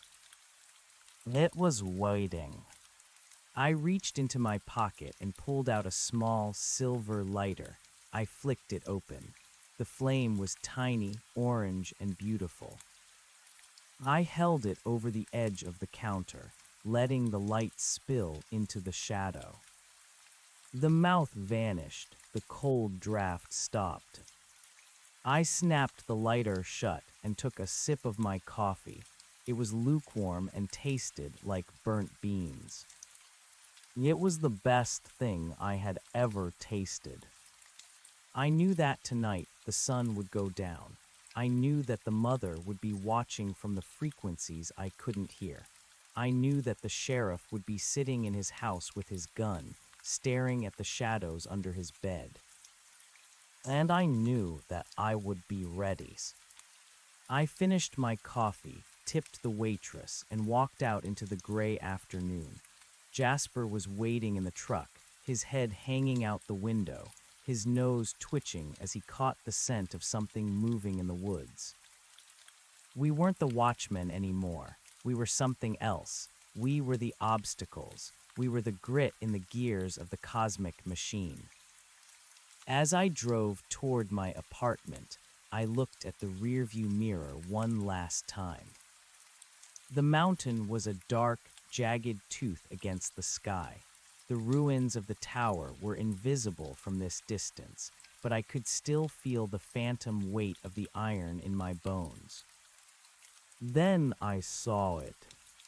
On the very tip of the ridge, a flash of light. It wasn't white, it wasn't gold. It was red. A slow, rhythmic blinking, a warning or a greeting. I turned the corner, and the mountain disappeared behind a row of houses. I turned up the radio, drowning out the static with the sound of a human voice singing a song about heartbreak and whiskey. The watch was over. The long night had begun. The red light on the ridge stayed behind my retinas long after I pulled the truck into the gravel lot of my apartment complex. It was a pulsing, rhythmic ache, the kind of light that didn't just hit your eyes, it hit your heartbeat. It felt like a low-voltage alarm, a terrestrial response to the celestial wound I'd ripped open on the summit. I sat in the cab for a long time, the engine ticking as it cooled. Jasper was silent now, his head resting on his paws, but his ears were swiveling like radar dishes. He didn't want to go inside. I didn't blame him. 4 walls and a ceiling used to mean security. Now they just felt like a box to keep the prey from running too far. "Come on, buddy," I muttered, my own voice sounding alien to me. The walk to my front door felt like wading through deep water. Every shadow in the breezeway seemed to have a weight to it, a physical density that hadn't been there yesterday. I found myself counting the steps, an old habit from the tower, but the numbers felt wrong. 1, 2, 3, void. 5, 6, static. Inside, the apartment was exactly as I'd left it, yet it felt like a museum dedicated to a stranger. There was a half-eaten sandwich on the counter, now curled and gray at the edges. There were bills I hadn't paid and a stack of books I'd intended to read. All of it felt like stage props. I walked to the window and pulled the heavy blackout curtains shut, pinning them to the frame with duct tape I found in the junk drawer. I didn't want to see the sky. I didn't want to see the new stars or the red pulse on the ridge. I spent the next hour moving furniture. I pushed the sofa against the common wall and moved my bed into the center of the room, away from the windows and the vents. I didn't know if it would help, but the act of physical labor felt grounding. It reminded my muscles that they were made of protein and fiber, not light and data. I was reaching for a glass of water when the phone rang. It was a landline, a relic I kept only because cell service was so spotty in the valley. The sound was shrill, a mechanical scream that made me drop the glass. It shattered against the linoleum, the shards glittering like the teeth of the mother. I stared at the phone. No one called this number. I picked it up on the 4th ring. I didn't say hello. I just listened. At first, there was only the sound of breathing. It was heavy, wet, and labored, as if someone were running a marathon through a swamp. Then, a voice. It wasn't the sheriff. It wasn't the old woman from the house. "The frequency is liking, alias." It was a man's voice, thin and reedy, vibrating with a frantic, high-pitched energy. It sounded like it was coming from the bottom of a well. "Who is this?" I asked, my grip tightening on the receiver. "I'm at the substation. Unit 4. You have to see the meters. They aren't measuring volts anymore. They're measuring intent." A wet cough followed, a sound of something breaking deep in a chest. The tower was the regulator. You broke the regulator. Now the whole grid is becoming the antenna. I closed the rift, I said, though I felt a cold sweat breaking across my forehead. The tower is gone. The tower was just the hat, you idiot. The mountain is the head. The man let out a jagged, hysterical laugh. The copper lines, the transformers, the wiring in your walls. It's all waking up. It's thirsty. It's been listening to the watch for 70 years, and now it wants to talk back. The line went dead with a sharp, metallic click, not the sound of a hang-up, but the sound of a wire being snipped. I looked at the wall outlet behind the kitchen table. The plastic casing seemed to be humming. It was a faint sound, lower than the hum of a refrigerator, a subharmonic vibration that made the hair on my arms stand up. I walked over to it, my heart hammering against my ribs. I knelt down. The smell of ozone was faint but unmistakable. I pressed my ear toward the outlet. Help us, help us.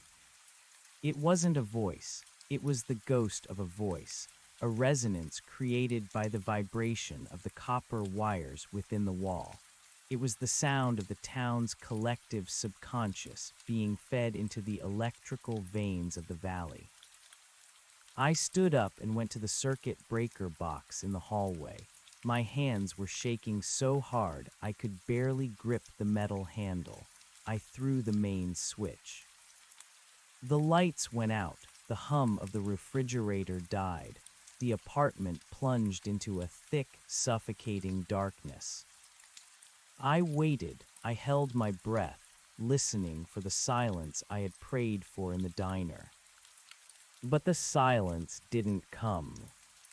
Even with the power cut, the wires in the walls continued to vibrate. The sound was louder now, a rhythmic thrumming that matched the pulsing red light I'd seen on the mountain. It was a heartbeat. The building was breathing. Jasper began to growl, a low, guttural sound from the back of his throat. He was staring at the floorboards in the center of the living room. I grabbed one of the heavy-duty flashlights I'd bought at the hardware store. I clicked it on. The beam was strong, cutting through the gloom, but as I swept it across the floor, I saw something that made my stomach turn. The shadows weren't behaving. The shadow of the coffee table was elongated, stretching toward the door. The shadow of the sofa was twitching, the edges fluttering like the wings of a trapped moth, and where Jasper stood, his shadow was missing its head. I backed away, the flashlight beam dancing wildly. Jasper, come here, now. The dog didn't move. He was locked in a point, his muscles quivering. Suddenly, the floorboards began to groan. Not the sound of old wood settling, but the sound of something pushing up from beneath. A hairline fracture appeared in the linoleum, and from it, a thick, black fluid began to ooze. It wasn't oil. It wasn't blood. It was pure liquid shadow, and as it hit the air, it began to smoke. I didn't wait to see what was coming through. I grabbed Jasper by the collar, dragging him toward the door. He resisted for a second, then let out a sharp yelp and scrambled after me. We burst out into the breezeway. The air outside was colder than it should have been, the mist from the mountain having crawled down into the valley like a living thing. I looked toward the other apartments. The windows were dark, but I could see figures standing behind the glass. They weren't moving. They were just watching. I ran for the truck, the gravel crunching under my boots like breaking bone. I threw Jasper into the passenger seat and scrambled behind the wheel. I fumbled for the keys, my fingers feeling like wooden pegs. When I looked in the rearview mirror, I saw the building I'd just left. The red light from the mountain was reflecting off the windows, but it wasn't just a reflection. The building itself was beginning to glow with a faint, internal crimson. Every wire, every pipe, every nail was becoming a filament. The apartment complex was becoming a secondary tower. I slammed the truck into gear and roared out of the lot.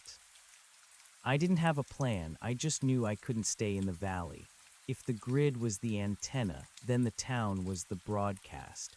Every house, every street lamp, every toaster was part of the new network. I had broken the watchman's seat, but I had turned the whole world into a witness. I drove toward the outskirts of town, heading for the old logging roads that bypassed the main highway.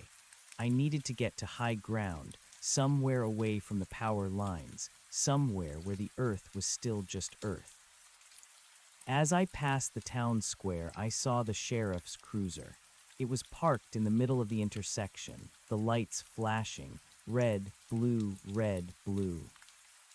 The sheriff was standing outside the car. He wasn't looking at the road. He was looking up at the sky, his mouth wide open. He looked like he was trying to scream, but no sound was coming out. Instead, a thin stream of white light was pouring out of his throat, rising up into the clouds like a searchlight.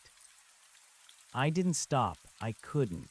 I pressed the accelerator, the Ford's engine screaming in protest as I pushed it past 60 on the narrow, winding road. "I'm sorry," I whispered, the words feeling hollow and useless. "I'm so sorry." The logging road was a rutted, muddy mess, but the truck handled it with a stubborn, mechanical fury. We climbed higher, the trees closing in around us like the bars of a cage. The mist was thicker here, smelling of wet fur and ancient, rotted vegetation. I pulled over at a clearing called Miller's Point, a high bluff that overlooked the entire valley. I killed the engine and the lights. Jasper was shivering, his head tucked under my arm. I put my hand on his flank, feeling the frantic rhythm of his heart. "It's okay," I lied. "We're out of the grid." I looked down at the valleys. It was a sea of red. Every house in the town was pulsing with that same rhythmic carmine light. It looked like a field of embers, a dying fire that refused to go out. The streets were veins of glowing copper, and in the center of it all, where the sheriff's car had been, a pillar of white light was thickening, reaching up to touch the swirling, unnatural clouds. The mother hadn't been destroyed, she had just been shattered, and like a mercury spill, the pieces had found new places to hide. I looked up at the stars. The patterns were still wrong. They were shifting, rearranging themselves into a vast, geometric eye that stared down at the earth with an expression of cold, clinical curiosity. The old woman had been right. The dark didn't care about bridges. It was a tide, and the tide was coming in. I reached into the glove box and pulled out a map of the county. I didn't need it for the roads. I needed it for the blank spaces. I looked for the areas where there were no towns, no power lines, no cell towers, the dead zones. There was a stretch of wilderness to the north, a place called the Silent Woods. Even the loggers stayed away from it. They said the compasses didn't work there and the birds didn't sing. It was the only place left. I started the truck. The radio flickered to life, even though I hadn't touched the dial. The static was gone. In its place was a voice. It wasn't the man from the substation. It wasn't the mother. It was my mother. "Elias," she said, her voice clear and sweet, just like it had been when I was a boy. "Why are you running? The light is so beautiful. Don't you want to see?" I felt a sob catch in my throat. I wanted to answer. I wanted to pull over and let the red light take me. I wanted to stop being heavy. I wanted to stop being cold. "You aren't her," I rasped, my hands gripping the steering wheel so hard the plastic groaned. "I'm everyone you've ever lost, Elias," the voice said, a hint of steel entering the tone. "I'm the memory of the warmth. I'm the promise of the end. Why choose the dirt when you can have the stars? I reached out and smashed the radio face with my fist. The plastic shattered, and the voice dissolved into a pathetic, electronic whine. I put the truck in gear and turned north. The road ahead was dark, lit only by my headlights. The trees seemed to lean in, their branches clawing at the windshield. I felt the weight of the mountain behind me, a silent, brooding god that I had awakened and betrayed. As I drove, I realized that the watch hadn't been about protecting the world from the dark. It had been about keeping the two things separate. The tower was a dam, and I had blown it up. Now, the two worlds were mixing, bleeding into each other like ink in water. There was no human world anymore. There was only the gray. I looked at Jasper. He was looking at me, his brown eyes full of a deep, ancient sorrow. He knew. He had always known. We were the things the light was supposed to protect, but the light had gone rogue. We were on our own. The road began to narrow, the gravel giving way to dirt and pine needles. The air grew still, the wind dying down until the only sound was the crunch of the tires. We were entering the silent woods. I felt a shift in the atmosphere. The pressure in my ears equalized. The humming in my teeth stopped. I stopped the truck and turned off the engine. Silence. A real, deep, earthly silence. No cosmic hum, no rhythmic heartbeat, no voices in the wires. I opened the door and stepped out. The ground was soft and damp. I could smell the scent of decaying leaves and fresh rain. I looked up. Through the canopy of the trees, I could see the sky. The stars were still wrong. The red glow of the valley was still visible on the horizon, a faint, angry bruise against the clouds. But here, in the dark, I felt something I hadn't felt since I first climbed the tower. I felt alone. It was the most wonderful feeling in the world. I sat on the tailgate of the truck, Jasper leaning against my leg. I pulled out a cigarette and lit it, the small orange glow of the cherry feeling like a defiant act of rebellion. I didn't know how long we could stay here.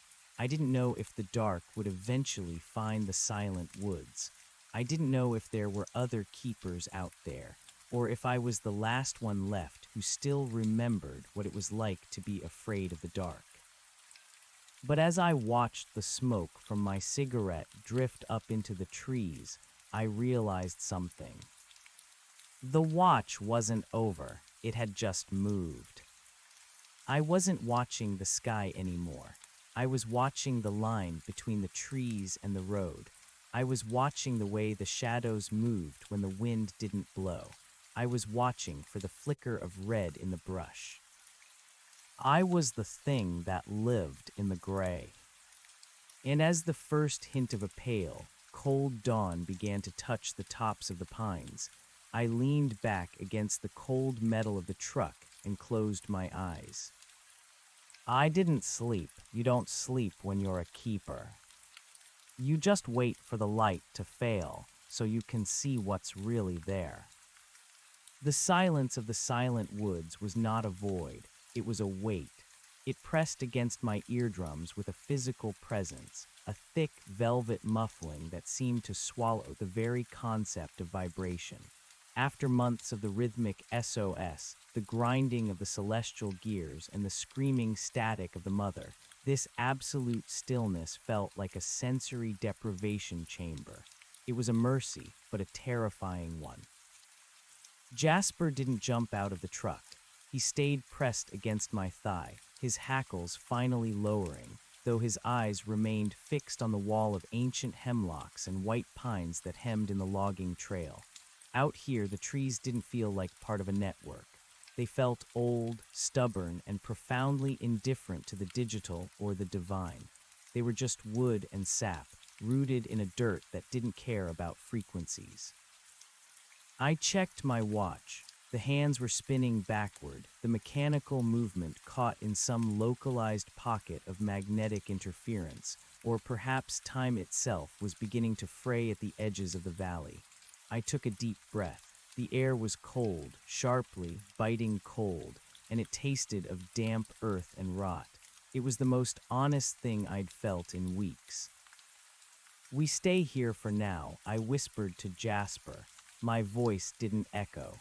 The moss-covered trunk seemed to absorb the sound instantly. I reached into the back of the truck and pulled out my emergency kit. I had 3 gallons of water, a crate of canned peaches and beans, a sleeping bag rated for sub-zero temperatures, and a shotgun I hadn't fired since I was 18. I also had the iron filings, a heavy leather pouch of the dust I'd swept up from the ruins of the tower. I didn't know why I'd kept them, only that they felt like the last remains of a fallen shield.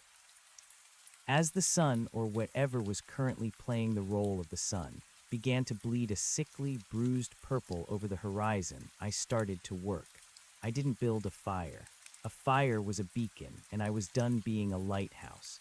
Instead, I used a hand trowel to dig a shallow trench in a circle around the truck. I moved with a mechanical precision, my muscles aching, my mind mercifully blank. I poured the iron filings into the trench. It was a superstition, a fairy tale ward, but in a world where stars changed shape and electricity spoke with my mother's voice, fairy tales were the only manual I had left. "The circle is closed," I muttered, more to hear a human sound than out of any real conviction. I climbed back into the cab and pulled the sleeping bag over Jasper and me. We sat in the dark, the windows cracked just enough to hear the world outside. For hours there was nothing, no wind, no owls, no rustle of deer. The silent woods earned their name. It was as if the biological world had sensed the coming of the great broadcast and had simply held its breath, waiting for the predator to pass. Around 3:00 a.m., the truck's dashboard clock flickered. It didn't show the time. It showed a series of symbols, rapid-fire glyphs that looked like a cross between Sanskrit and circuit diagrams. They scrolled past at a blinding speed, casting a flickering green light onto Jasper's snout. Then the truck's headlights turned on. I hadn't touched the switch. The beams cut through the mist, illuminating the trees. They didn't shine white. They were a pale, pulsating violet. I reached for the light switch, twisting it frantically, but it was dead under my hand.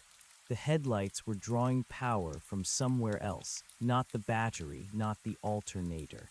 They were drawing it from the air. Out I hissed, grabbing the shotgun and shoving the door open. Jasper bolted into the darkness and I followed, my boots splashing into the mud. I scrambled back toward the edge of my iron circle. I turned to look at the truck and my heart froze. The violet light wasn't just coming from the bulbs. It was bleeding out of the seams of the hood, laking through the door seals. The metal was beginning to translucent, the engine block visible as a dark, skeletal heart inside a glowing ribcage. The truck was being converted. It was being tuned. I watched helpless as my only means of escape became a localized node. The tires began to hiss as the rubber melted, merging with the dirt, turning into thick, black tendrils that began to burrow into the earth. The truck wasn't a machine anymore. It was a seed. I backed away, the shotgun heavy and useless in my hands. I couldn't shoot a haunting. I couldn't blow a hole in a frequency. That's when I heard it, a sound from the direction of the valley. It wasn't a voice this time. It was a hum, a low-frequency thrum that vibrated the very marrow of my bones. It was the sound of a billion voices humming the same note, a drone so massive it felt like the earth itself was being used as a cello string. I looked toward the ridge. The red glow had intensified, turning the sky into a dome of burning rust, and rising from the center of the valley was a shape. It was hard to look at directly. It was a pillar of non-space, a vertical tier in the fabric of the horizon that stretched from the ground to the stars. It was the mother or the witness or whatever had been waiting on the other side of the SOS. It had finally stepped through the door I'd kicked open. It wasn't a monster. It was an architecture, a shifting, crystalline tower made of geometry that defied the human eye. It was beautiful in the way a hurricane is beautiful, a perfect, indifferent force of reorganization. The hum grew louder and I realized it was moving, not the tower but the pulse. It was expanding outward from the valley in a perfect circle, a shockwave of correction. Everything it touched was being rewritten. The houses, the roads, the people, they weren't being destroyed, they were being integrated. The wave was moving toward the silent woods. I looked at the iron circle I'd drawn in the dirt. The filings were beginning to vibrate, dancing like sand on a drumhead. The violet light from the truck was flickering, as if the machine were trying to scream. "Jasper," I called out. The dog was standing 20 feet away, near a massive, lightning-scarred oak. He wasn't looking at the truck or the valley. He was looking into the deep woods, his tail tucked, his body low to the ground. There was something moving in the trees. It wasn't the light, it was something dark, darker than the shadows. Figures, dozens of them, were slipping between the trunks. They moved with a strange, jerky gait, like puppets being operated by someone who didn't quite understand how joints worked. I raised the shotgun. "Who's there?" The figures stopped at the edge of the violet light. They were people. I recognized some of them. There was Miller, the guy who owned the hardware store. There was the waitress from the diner. They were still wearing their everyday clothes, flannel shirts, aprons, work boots, but their skin was the color of a dead fish, and their eyes. Their eyes were gone. In their place were two small, glowing red dots, perfectly synchronized with the pulse from the mountain. "Elias," Miller said. His voice didn't come from his mouth. It came from the air around him, a shimmering distortion of sound. "The signal is weak here. We need you to come back." "Stay back," I warned, leveling the barrel at his chest. "I'm not going anywhere."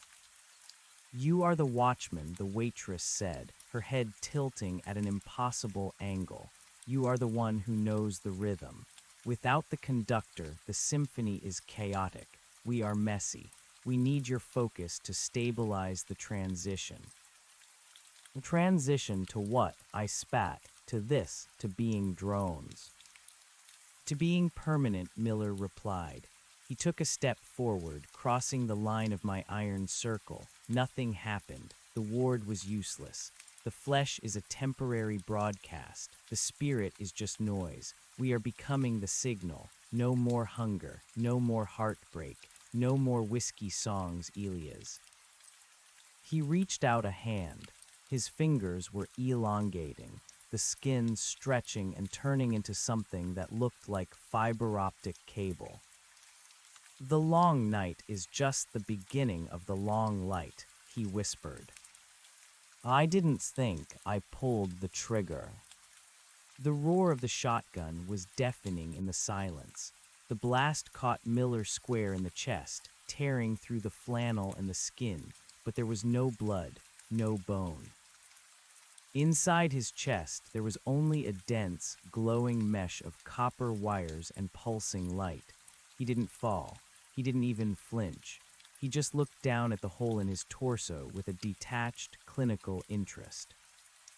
"That is the old way," he said, "the way of the friction. We are beyond friction now." I fired again and again, emptying the magazine into the crowd. I blew limbs off, I shattered faces, but they just kept coming. They were like a collective organism, a swarm of human-shaped cells that didn't know how to die because they were already something else. I turned to run, but the violet light from the truck had expanded, forming a shimmering wall behind me. The truck was gone, replaced by a crystalline structure that looked like a jagged tooth of glass. It was humming, a high-pitched whine that made my nose start to bleed. I was trapped between the swarm and the node. "Jasper, run," I yelled, but the dog was already gone, a shadow disappearing into the thickest part of the brush. At least he had a chance. He was an animal. He didn't have a frequency they wanted to harvest.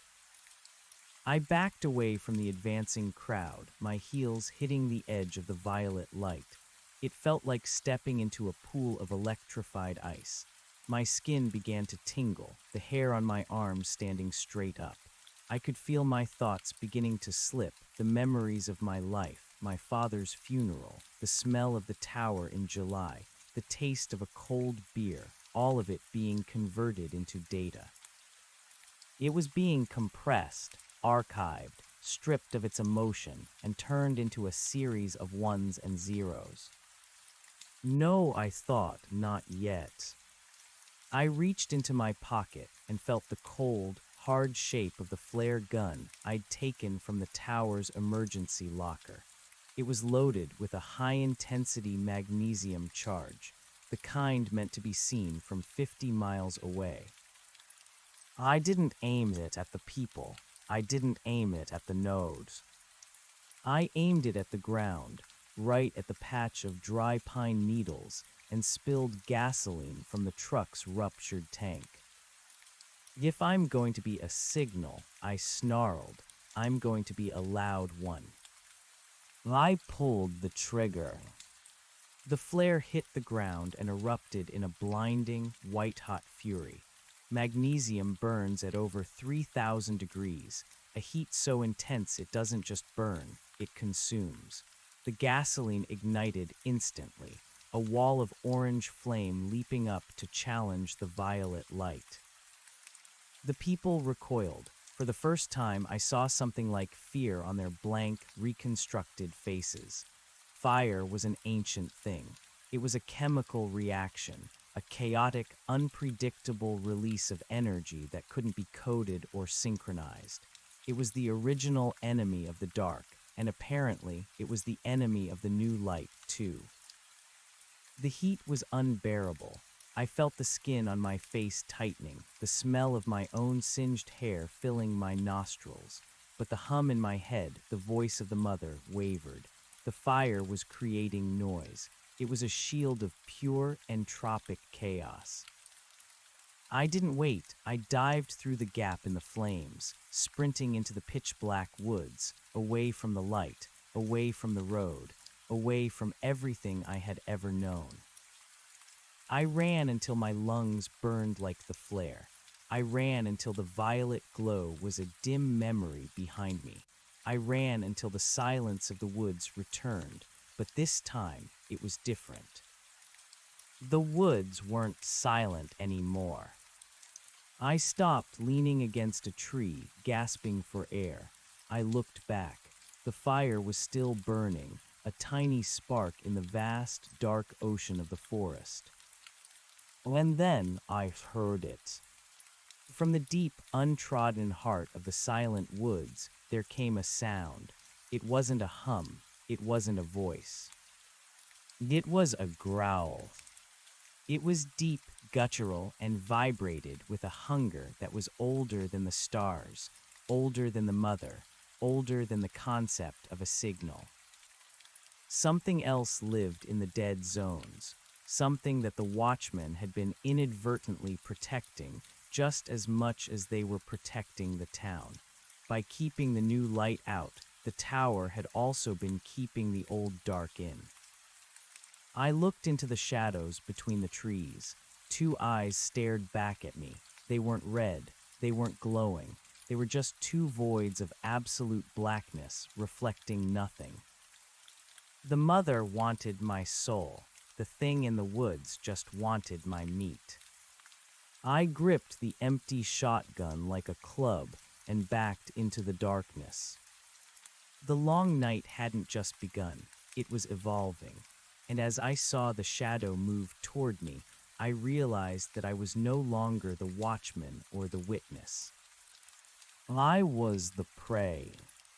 And in this new world, that was the most human thing I could possibly be. The creature didn't move with the mechanical, stuttering grace of the converted townsfolk.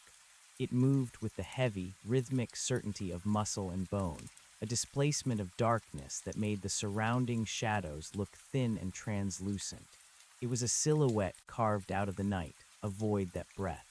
The smell hit me then, not the ozone and copper of the signal, but something primal. It smelled of wet fur, old blood, and the metallic tang of deep earth minerals. I didn't scream. My throat was too dry, constricted by a terror that felt ancestral, a cold spike driven through the center of my chest that pinned me to the bark of the pine tree. This wasn't the mother's digital heaven. This was the basement of the world, and the cellar door had been left wide open. The growl came again, lower this time, a vibration that I felt in my shins. It was a warning. I was trespassing on a territory that hadn't seen a human footprint since the glaciers receded. The iron circle, the flare, the shotgun, they were toys. Out here in the true silent woods, the only currency was survival, and I was bankrupt. I began to back away, my hands trembling as they gripped the cold steel of the empty Remington. Every snap of a twig under my boot sounded like a gunshot in the oppressive quiet. The two voids, the eyes that weren't eyes, followed me. They didn't blink. They didn't flicker with the red pulse of the valley. They stayed fixed on my throat. Jasper, I croaked. The name was a fragile thing, a paper boat launched into a maelstrom. There was no bark, no whine. Jasper was a creature of the domestic world. He knew when a predator was outside his league. He was gone, faded into the brush, his instincts telling him what mine were only just beginning to grasp. The rules of the watch were dead. I stepped back again, my heel catching on a raised root. I stumbled, the shotgun clattering against a stone, and the shadow lunged. It didn't cover the ground, it erased it. One moment it was 20 feet away, a looming shape in the periphery. The next, it was a weight that slammed into my chest with the force of a swinging sledgehammer. I hit the forest floor hard, the air driven from my lungs in a ragged burst.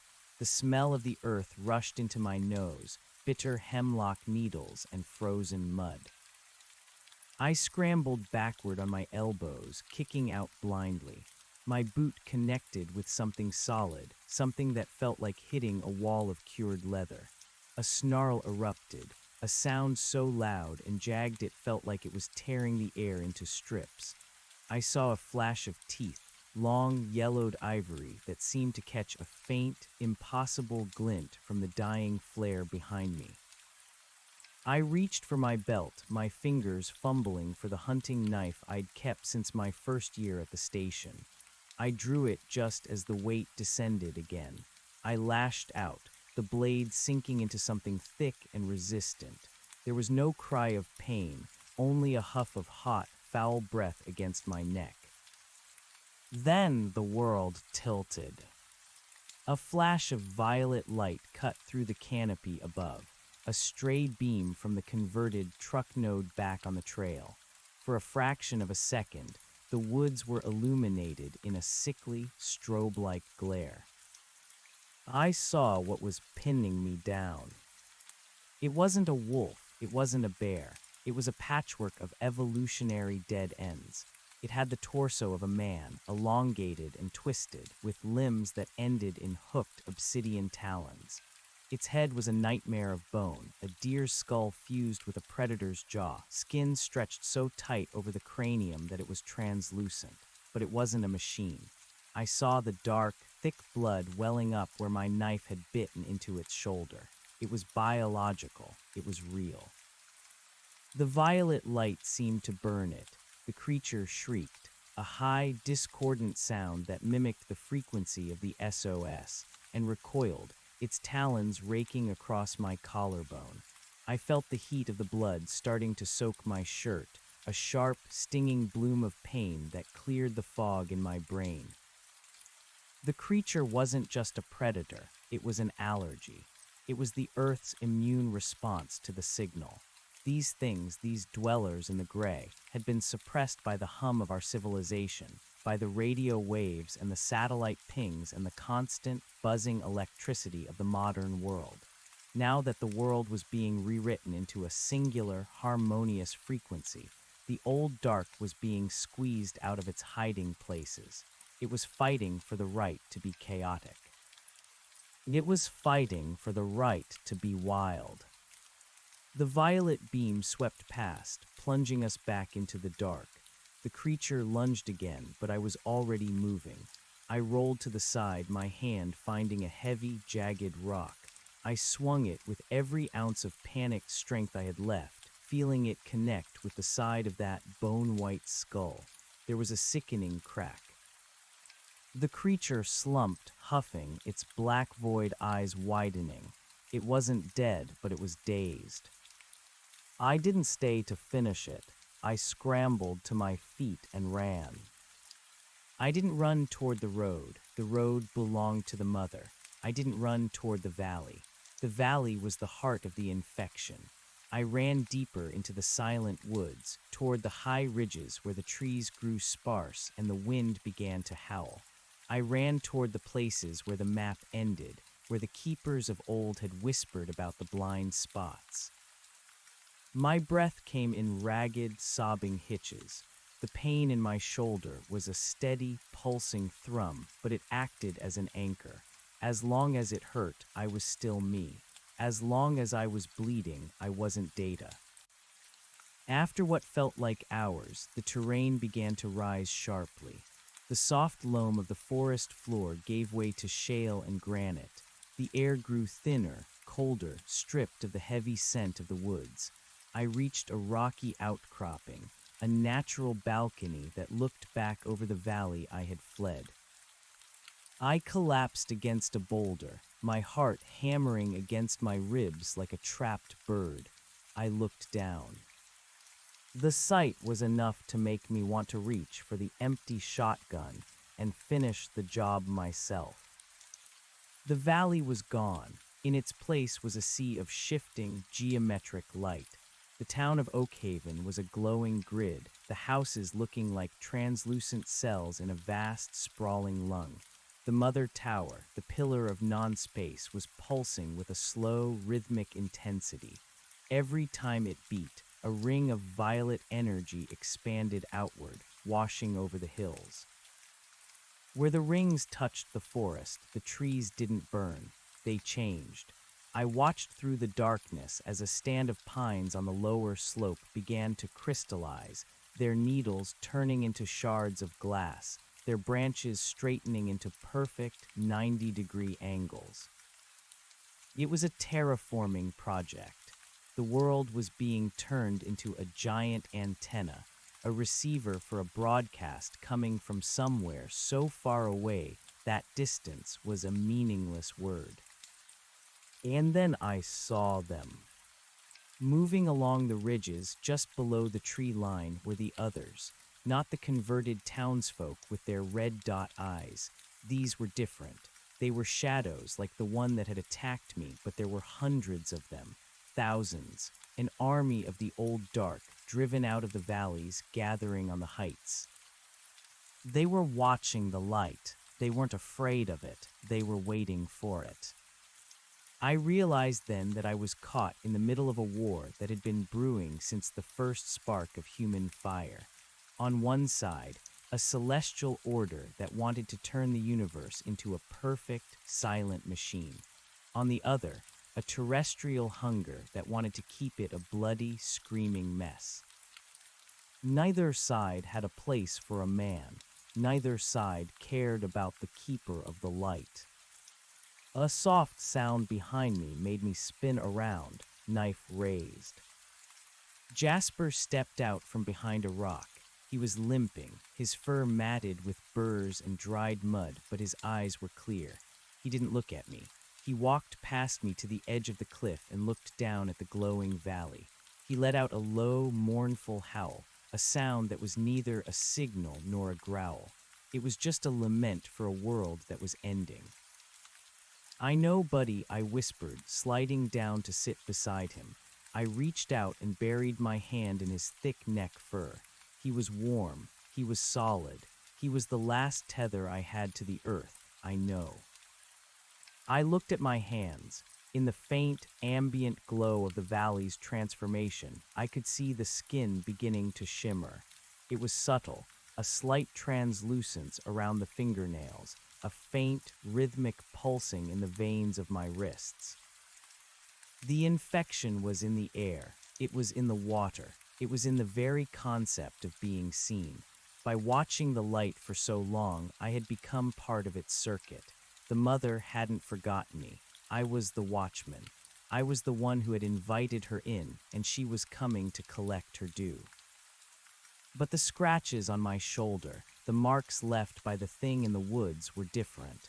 They were red, angry, and oozing dark, thick blood. They weren't shimmering. They were festering. The old dark had marked me, too. I was a battleground. My very cells were being contested by two different types of extinction.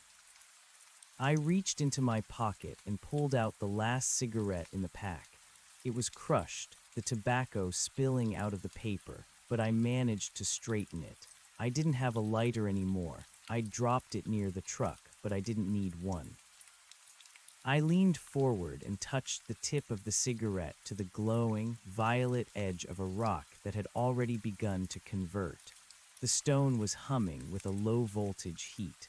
The tobacco caught, a tiny, orange spark blooming in the dark. I took a long, slow drag, the smoke burning my lungs. It tasted like ash and chemicals, but it was the best thing I'd ever tasted. "So that's the choice, isn't it?" I said to the empty air. I could go down there. I could walk into the violet light and let the mother take the pain away. I could become a node, a permanent part of the great symphony. I could see my mother again, or at least the version of her the signal had archived. I could stop being afraid. I could stop being alone. Or I could stay up here. I could go with the shadows. I could become a thing of teeth and hunger, a ragged remnant of a world that refused to be tamed. I could live in the cracks and the blind spots, eating what I could kill, screaming at the stars until my throat gave out. I looked at Jasper. He looked back at me, his head tilted. He was waiting. I looked back at the valley. The pillar of light was growing taller, beginning to lean toward the ridge where I sat. It was searching. The SOS had stopped, replaced by a new signal, a steady, unwavering hum that sounded like a command. "Found." The word didn't echo in my ears. It vibrated in my teeth. It resonated in the marrow of my bones. The mother had found the watchman. I stood up, the movement stiff and painful. I looked at the shotgun lying on the rocks, then at the knife in my hand. I looked at the fire I'd started back at the truck, which was now just a faint, dying ember in the distance. I wasn't going to be a node, and I wasn't going to be a monster. There was a third option, but it was a desperate one. It was the option of the keeper who sees the light failing and knows that the only way to save the ships is to burn the lighthouse down. I remembered the blueprints of the tower, the ones I'd studied during those long, lonely nights when the wind would howl through the struts. The tower wasn't just a lattice of steel. It was built on an old geological survey point. Beneath the concrete pad, there was a natural fault line. a deep vein of quartz and iron that ran all the way down to the water table. If the mother was using the tower as her primary anchor, her doorway, then the doorway was still tied to the physical earth. It was still subject to the laws of pressure and release. I reached into my bag and pulled out the leather pouch of iron filings. I looked at the shimmering, violet-tinged skin of my hands. The signal was a bridge, and bridges can be blown. "Come on, Jasper," I said, my voice sounding steadier than I felt. "We're going back."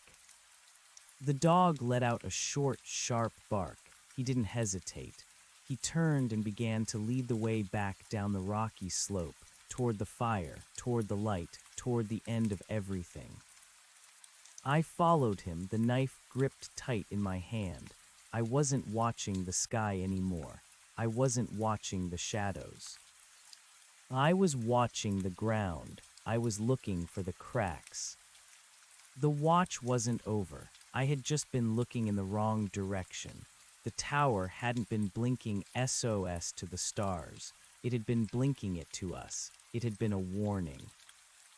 And I was finally ready to listen. As we descended, the violet light grew brighter, the air thicker with the static of the conversion. I could feel my memories beginning to fray again, the edges of my identity dissolving into the hum. I started to hum back, not the mother's tune, but a jagged, off-key song my father used to whistle when he was fixing the fences. A song of friction, a song of the earth. I kept my eyes on the red, bleeding scratches on my arm. Every time the hum got too loud, I pressed my thumb into the wound, the sharp flare of pain grounding me, pulling me back from the digital abyss. We reached the edge of the silent woods just as the sun, the real sun, should have been rising, but there was no dawn. There was only the violet dome, pulsating with the heartbeat of a god that didn't know how to be small. In the center of the trail where my truck had been stood the node. It was 20 feet tall now, a spire of obsidian and light, and standing around it, waiting for me, were the people of Oakhaven. They didn't move as I approached. They didn't raise their hands. They just stood there, their red dot eyes fixed on me, their voices joining together in a single shimmering chord. "Elias," they sang, "the circuit is almost complete. You are the last connection." I walked right up to the edge of the iron circle I had drawn. The filings were glowing now, suspended an inch above the ground by the sheer magnetic force of the node. "I'm not a connection," I said, my voice rasping. I reached into the pouch and took a handful of the iron dust. "I'm the ground wire." I didn't look at Miller or the waitress. I didn't look at the pillar in the valley. I looked at the base of the node, at the place where the truck's axle had melted into the soil. There was a fissure there, a crack in the reality of the forest, where the mother was pulling energy from the earth's core. I stepped forward, crossing the line. The violet light hit me like a physical wave, screaming into my brain, trying to rewrite my heart. I felt my knees buckle. I felt my eyes start to glow. "Join," the light commanded. "Be permanent." "No," I gasped, my lungs filling with the taste of copper. "I'd rather be noise." I thrust my hand, filled with the iron filings, directly into the glowing heart of the fissure. For a second, there was a sound that didn't belong in this world. It was the sound of 1,000,000,000 glass flutes shattering at once. It was the sound of a short circuit in the soul of the universe. The iron filings, the remains of the old tower's shield, acted like a toxin. The node flared a brilliant, blinding white, then turned a muddy, bruised black. The hum broke, splintering into 1,000 jagged screams. The people of Oakhaven collapsed like puppets with their strings cut. The ground beneath me groaned. The fault line, triggered by the sudden, violent discharge of energy, began to shift. A crack opened in the center of the trail, swallowing the node, swallowing the light, swallowing the silence. I felt myself falling, the world disappearing into a cloud of dust and violet sparks. The last thing I felt was a cold, wet nose against my cheek, and the distant, fading sound of a tower light blinking out one last message. SOS. And then, for the first time in a long, long time, it was just dark. A real, deep, earthly dark. The darkness wasn't the void of the mother, nor was it the predatory ink of the old dark. It was the heavy, suffocating black of displaced earth. My lungs felt like they were filled with powdered glass, each breath a localized tectonic event. I tried to move my hand, but it was pinned by something cold and unyielding, the crumpled fender of my truck, or perhaps a slab of the very granite I had tried to subvert. Jasper, I croaked. My voice didn't even leave my throat. It just vibrated against my teeth. A muffled whine answered me. It was close, maybe 3 feet above my head. I felt a frantic scratching, the sound of claws against packed dirt and debris. He was digging. The realization that he was alive acted like a shot of adrenaline to a dying heart. I kicked out with my free leg, feeling the resistance of the soil give way just a fraction. I wasn't dead. The short circuit had caused a localized collapse, a sinkhole triggered by the sudden release of magnetic tension along the fault line. I was buried, but the pocket of air around my face was holding. With a grunt that tasted of copper and grit, I heaved my shoulder against the obstruction. The earth shifted. A trickle of pebbles cascaded over my forehead, followed by a thin, piercing needle of light. It wasn't violet. It wasn't red. It was the gray, miserable silver of a clouded morning. Natural light. I clawed at the opening, my fingernails tearing against the shale, until my hand broke through into the cool morning air. Jasper's nose was there instantly, his warm breath huffing against my knuckles as he let out a sharp, frantic yip. He grabbed the sleeve of my jacket in his teeth and pulled with the stubborn strength of a creature that refused to let the world change. I tumbled out of the hole like a birthed thing, gasping, rolling onto my back on the fractured remains of the trail. The node was gone. Where the truck spire had stood, there was only a jagged, smoking maw in the earth, lined with fused glass and twisted rebar. The air smelled of ozone and wet ash. I looked down at my hands. The shimmer was gone. My skin was pale, bruised, and caked in common mud, but it was opaque. I was solid. I was opaque. I sat up, wincing as the gashes on my shoulder screamed in protest. I looked toward the valley. The mother tower was still there, but it looked sickly. The perfect geometric rings of light had been replaced by a chaotic, flickering stutter.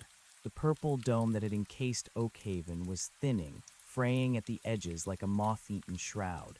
My short circuit hadn't destroyed the broadcast, but I had introduced a virus into the frequency. I had introduced the one thing a perfect machine cannot tolerate, an error. But the error was spreading. I looked at the people of Oakhaven. They were scattered across the clearing like cordwood. Miller was 10 feet away, face down in the dirt. I crawled toward him, my limbs heavy and trembling.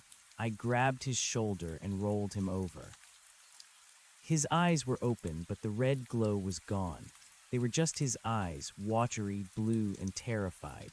He coughed, a wet, rattling sound, and his fingers clutched at my forearm. Elias, he whispered. His voice was a thread of its former self. The song, it stopped. It's okay, Miller, I said, though I knew it wasn't. It's just noise now. No, he wheezed, his gaze drifting toward the flickering tower in the distance. It's not. It's not gone. It's just angry. A low, rhythmic thudding began to vibrate through the soles of my boots. It wasn't the hum. It was a physical impact coming from the direction of the valley. Thump, thump, thump. I stood up using a charred tree trunk for support. From this vantage point, I could see the base of the mother tower. The crystallization of the forest had stopped, but something else was happening. The violet light was withdrawing, pulling back from the hills and the houses, coiling around the central pillar like a serpent retreating into its hole. As the light receded, it left behind a wasteland. The trees that had been turned to glass didn't turn back. They shattered under their own weight, falling in glittering heaps. The houses of Oakhaven, once translucent and beautiful, were now skeletal ruins of scorched wood and melted plastic. The mother wasn't terraforming anymore. She was consolidating. She was pulling every scrap of energy she had broadcasted back into the core, preparing for a single, massive surge to clear the noise I had created. And then I saw the shadows. From the tree line, the dwellers of the old dark were emerging. They weren't hiding anymore. Thousands of them, the patchwork horrors, the bone-faced nightmares were pouring out of the woods. They weren't attacking the unconscious townsfolk. They were sprinting toward the valley, toward the flickering tower.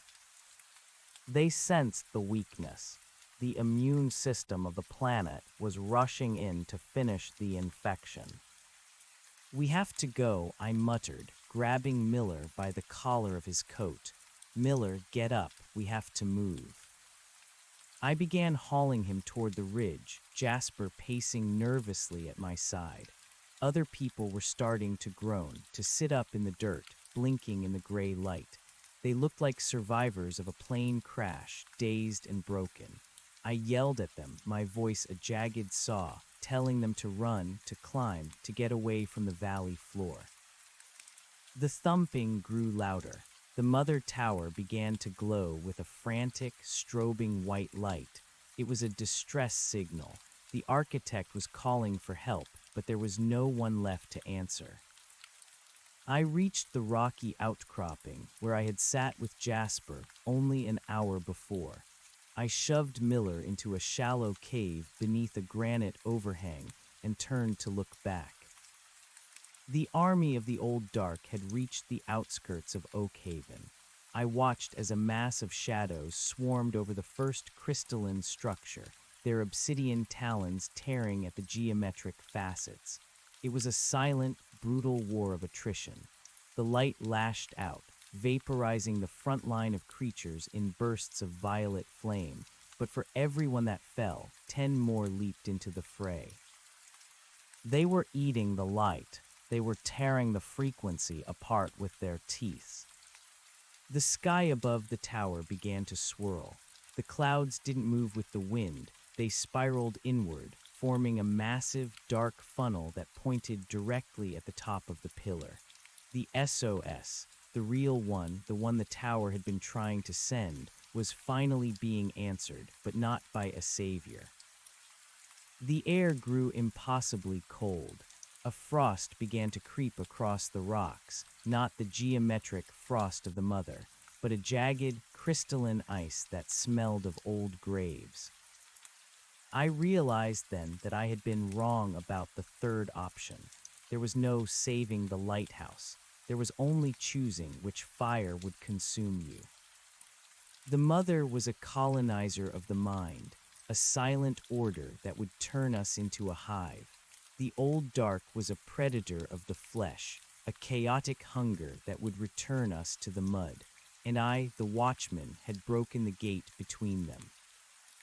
A shadow detached itself from the rocks above my head.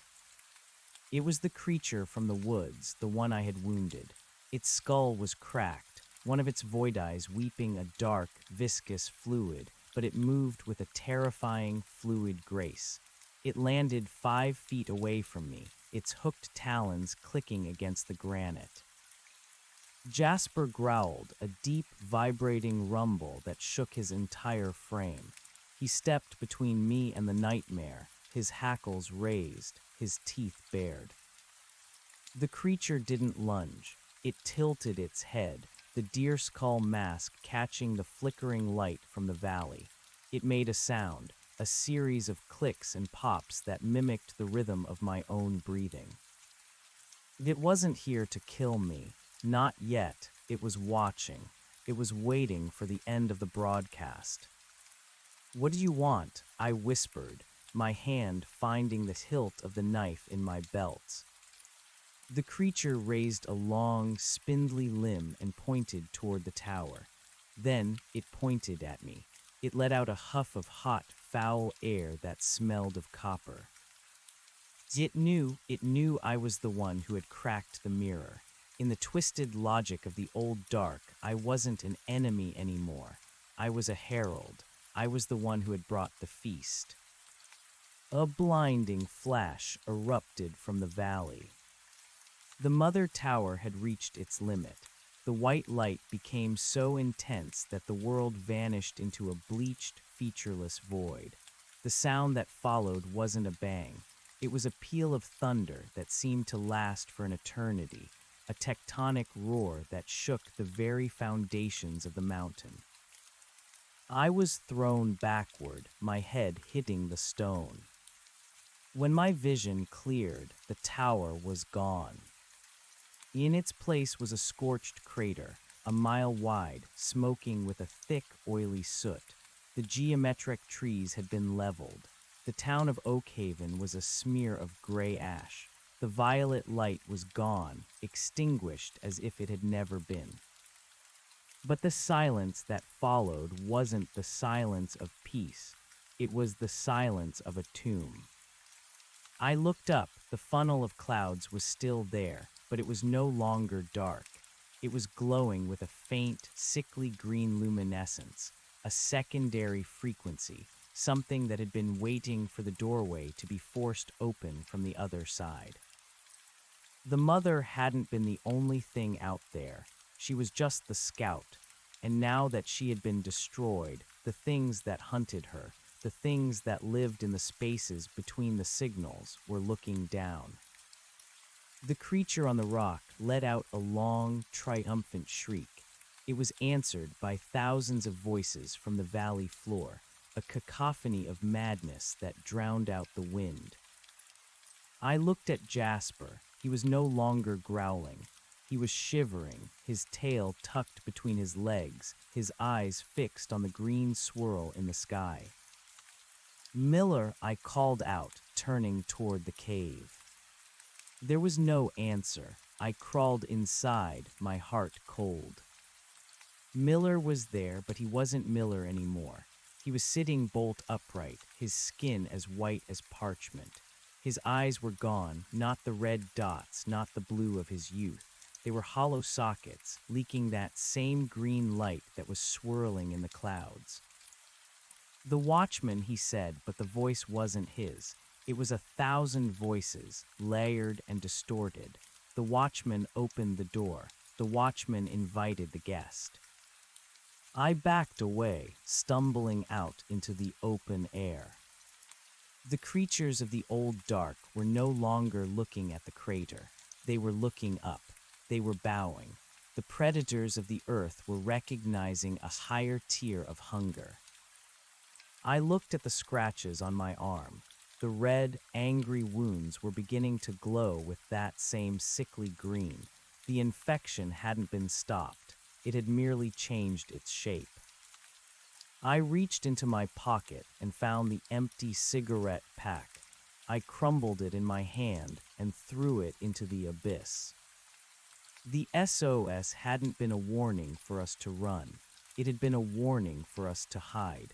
And I had stood on the highest point in the county and screamed our location into the dark. The green light began to descend, a slow, heavy curtain of emerald fire that tasted of salt and old iron. I sat down on the edge of the cliff, my legs dangling over the edge of the world. I pulled Jasper close, burying my face in his fur. He licked my ear, a small domestic gesture in the face of a cosmic catastrophe. "I'm sorry, boy," I whispered. "I'm so sorry." The first of the green sparks landed on my hand. It didn't burn. It didn't rewrite me. It just felt heavy. It felt like a debt being collected. The tower light was gone. The shadows were triumphant, and the guest was finally here. I closed my eyes and waited for the music to start again, but it wasn't a song this time. It was a heartbeat, a slow, heavy, grinding pulse that told me the earth was no longer ours, and it hadn't been for a very long time. We were just the tenants, and the lease had just expired. The green descended not as light, but as a physical weight, a thick atmospheric soup that tasted of copper and old, stagnant water. It settled into the pores of my skin, heavy and intrusive. Beside me, the creature with the deer skull mask didn't move. It remained perched on the jagged shelf of granite, its head cocked toward the sky, vibrating with a low, subharmonic purr of satisfaction. It wasn't a predator anymore. It was a spectator at a coronation. I looked down at Oakhaven. The crater where the mother had been was no longer smoking with black soot. The green luminescence was filling the depression like water filling a bowl, pooling into a luminous, gelatinous lake. From that pool, things were beginning to rise. They weren't geometric. They weren't made of light or logic. They were organic, wet, and impossibly large. Limbs like the trunks of ancient redwoods, pale and translucent, reaching upward to grasp the swirling funnel of clouds.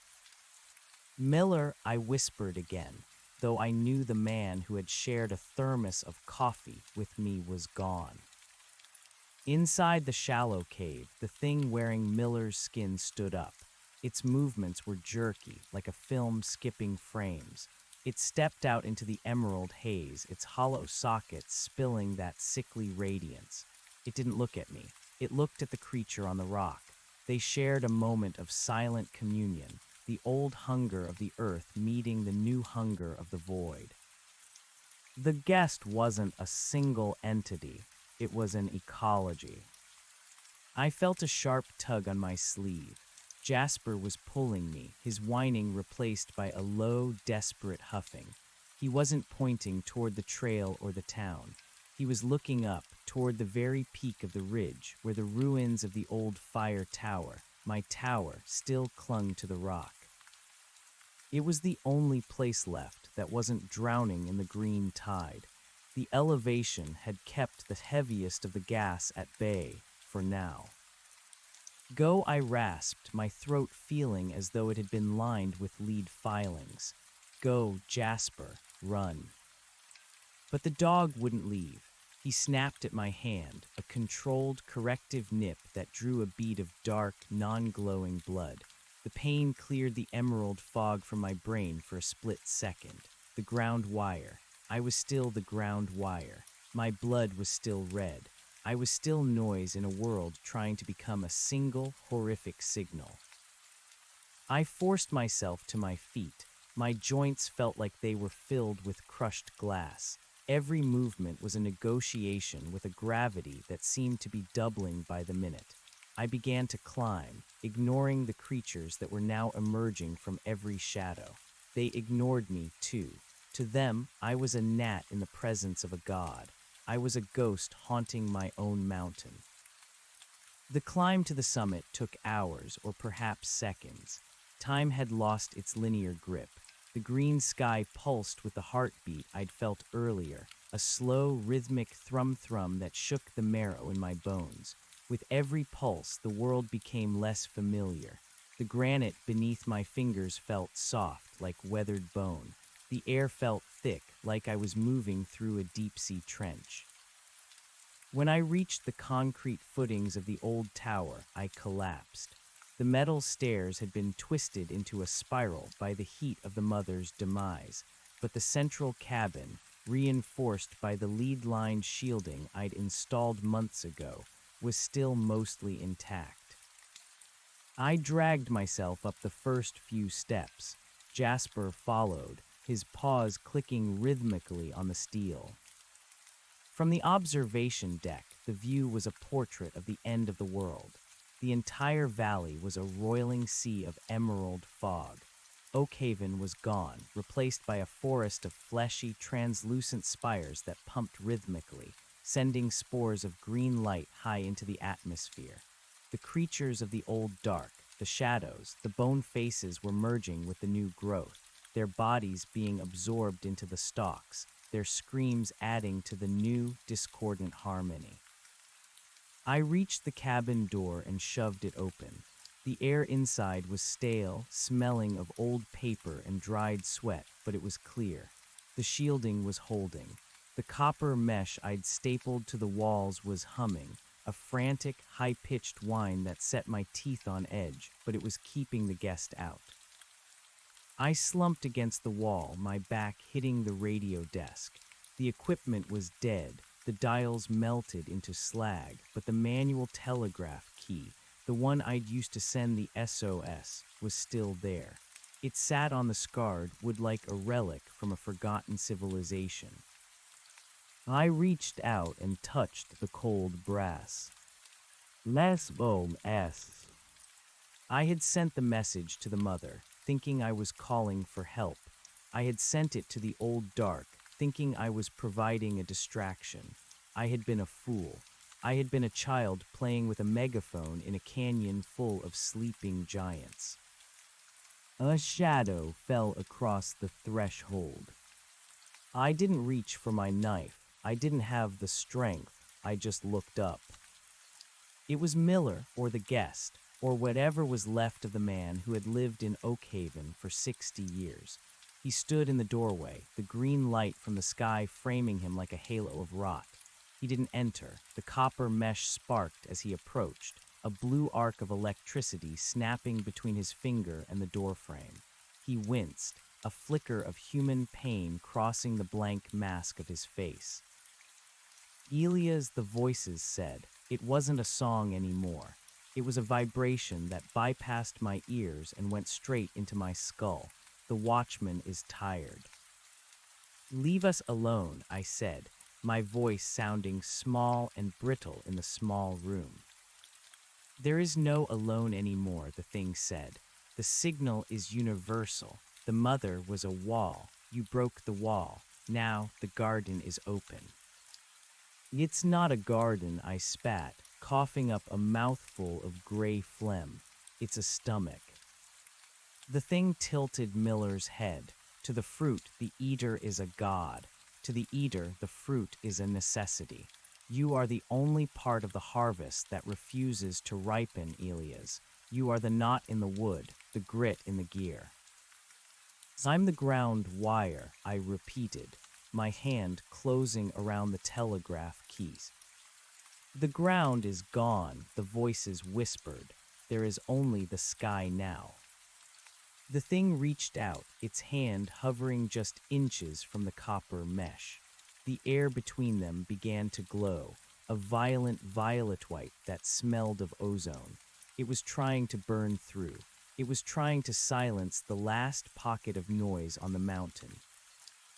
Jasper lunged then. He didn't growl. He didn't hesitate. He threw his 40 pounds of muscle and fur directly at the shimmering barrier. Jasper, no, I screamed. The dog hit the threshold at the same moment the guest's hand made contact with the mesh. There was a discharge of energy so violent it threw me backward against the radio rack, the cabin filled with the scent of burnt hair and ionized air. When the light faded, Jasper was lying on the floor, his flanks heaving, his fur singed. But the thing in the doorway was gone. The guest had been repelled, not by the copper, but by the sheer, irrational bravery of a creature that didn't know how to be a signal. The dog had introduced more noise. He had introduced love into a system of pure consumption. I crawled to him, my hands shaking. He licked my palm, his tongue rough and dry. He was alive, but he was fading. The energy of the discharge had been too much for his small heart. I looked at the telegraph key. I looked at the green sky. I looked at the dog who had given everything to keep the dark at bay for one more minute. I realized then that the SOS hadn't been for me. It hadn't been for Oakhaven. It had been for the frequency itself. The mother had been trying to broadcast a shield. She wasn't an invader. She was a quarantine officer. She had been trying to rewrite us into something orderly so that the guest wouldn't find us appetizing. She had been trying to turn us into glass so the green wouldn't take root, and I had shattered the glass. I reached under the radio desk and pulled out the emergency battery, the heavy, lead-acid cell I'd kept in reserve for the winter storms. It was still full. I grabbed a length of copper wire and began to strip the ends with my teeth, the taste of bitter plastic and metal filling my mouth. "I'm sorry, Miller," I whispered to the empty doorway. "I'm sorry, Oakhaven." I didn't connect the wire to the radio. There was no radio left. I didn't connect it to the lights. I wrapped one end of the wire around the telegraph key. I wrapped the other around the copper mesh that lined the room. I was going to do what I had done at the node, but on a much larger scale. I was going to turn the entire fire tower into a lightning rod. I was going to take the energy of the guest, the green, heavy pressure of the atmosphere, and I was going to funnel it through the telegraph key, through my own body, and into the mountain's core. I was going to send one last message, not a call for help, not a warning. A middle finger to the universe. I sat on the floor, Jasper's head resting on my lap. I placed my hand on the brass key. I could feel the green light outside pressing against the cabin, a physical weight that made the timbers groan. The copper mesh was glowing a dull, angry orange. "One more time, boy," I whispered. I pressed the key down. The world didn't explode. It didn't turn white. Instead, I became the conductor. The green energy poured through the roof, hit the copper mesh, and surged into the telegraph key. It hit my arm like a freight train of molten lead. My vision didn't go dark, it went transparent. I could see the bones in my hands. I could see the tectonic plates shifting miles beneath my feet. I could see the guest, a vast, multi-dimensional parasite stretching across the stars, its roots buried in the heart of the sun.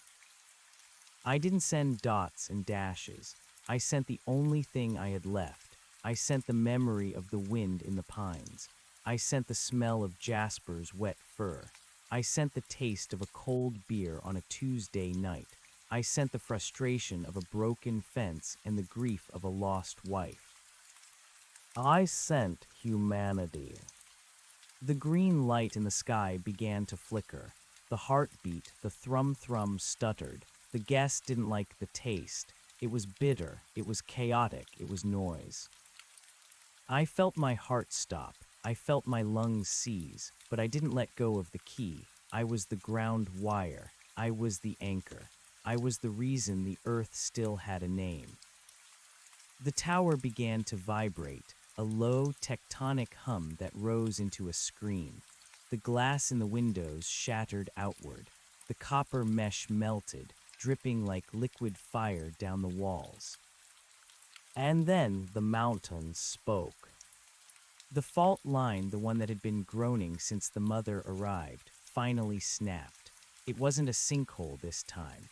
It was a massive geological realignment. The ridge beneath the tower buckled. The earth opened its mouth and swallowed the green lake, the fleshy spires, and the ruins of Oakhaven. I felt myself falling, but for the first time I wasn't afraid. The green light was receding, being sucked into the vacuum created by the collapse. The sky was turning black. the real, beautiful black of a night without stars.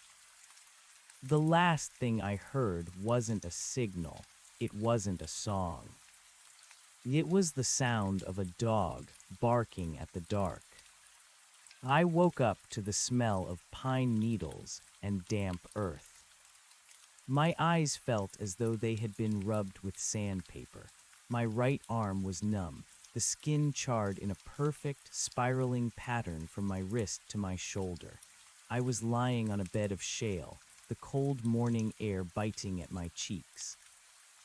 I rolled onto my side, every muscle screaming in protest. The tower was gone, the ridge was gone. I was lying on the slope of a new, jagged hill that hadn't existed yesterday. Below me, the valley was a scar of raw earth and broken stone. There was no green light. There was no violet glow. There was only the sun, the real sun, bleeding a pale, watery gold over the horizon. "Jasper," I croaked. A wet nose poked my ear. Jasper was there, his fur matted with ash and his side bearing a long, hairless scar where the energy had jumped, but his eyes were bright. He wagged his tail, a slow, thumping beat against the rocks. I looked down at my hands. They were shaking, covered in dirt and dried blood, but they were my hands. No glow, no transparency, just meat and bone. I looked toward where Oak Haven had been. There was nothing left. No houses, no streets, no people. Just a vast, silent wilderness of tumbled rock and uprooted trees. The town hadn't just been destroyed, it had been erased. I reached into my pocket and pulled out a small, blackened object. It was the brass knob of the telegraph key. It had melted into my palm during the discharge, a permanent brand of the night the world ended. I stood up, leaning heavily on a piece of salvaged rebar. The air was quiet, no hum, no heartbeat, just the wind whistling through the new canyons. I started to walk. I didn't know where I was going. There were no roads left, no maps that mattered. I was a watchman with nothing left to watch. But as I reached the crest of the next hill, I stopped. Pinned to a splintered stump was a piece of white fabric. I recognized it. It was a scrap of a waitress's apron from the diner. It was fluttering in the breeze like a flag. And on the ground beneath it, scratched into the raw dirt with a stick, were 3 letters. "Hello, Kay." I looked around. From behind a pile of boulders, a head popped up, then another. They were dirty, bruised, and terrified, but their eyes were clear. No red dots, no green fire. Miller was there, leaning on a woman I didn't recognize. He looked 100 years old, but when he saw me, he raised a trembling hand in a wave. We weren't a hive, we weren't a harvest. We were just survivors, scattered across a broken world. I looked up at the sky. The stars were coming out as the sun set on the first day of the new world. They looked distant, cold, and indifferent. I sat down on a rock and pulled Jasper close. I took a deep breath of the cold, clean air. It didn't taste like copper, it tasted like home. The guest was gone, the mother was gone, but the dark was still there. It would always be there, waiting for the next signal, the next mistake. I looked at the blackened brass in my hand. I wasn't a watchman anymore. I was a gardener, and I had a lot of work to do. Far off in the distance, on a peak I didn't recognize, a small light flickered. It wasn't red. It wasn't green. It was the warm, orange glow of a campfire. 1 flash, 2 flashes, 3. I didn't have a light to answer with. I didn't have a radio. I just stood up, whistled for my dog, and started walking toward the fire. The walk toward that distant campfire took the better part of 3 days. In a world that had been geographically disemboweled, a mile was no longer a measurement of distance, but a gauntlet of vertical climbs and treacherous descents through pulverized shale. The geography of the valley had been rewritten in a single tectonic shriek. Where the main road to Oakhaven had once wound through a gentle grade of spruce and pine, there was now a jagged fissure that hissed with escaping steam, the last breath of the mother's subterranean corpse cooling in the deep.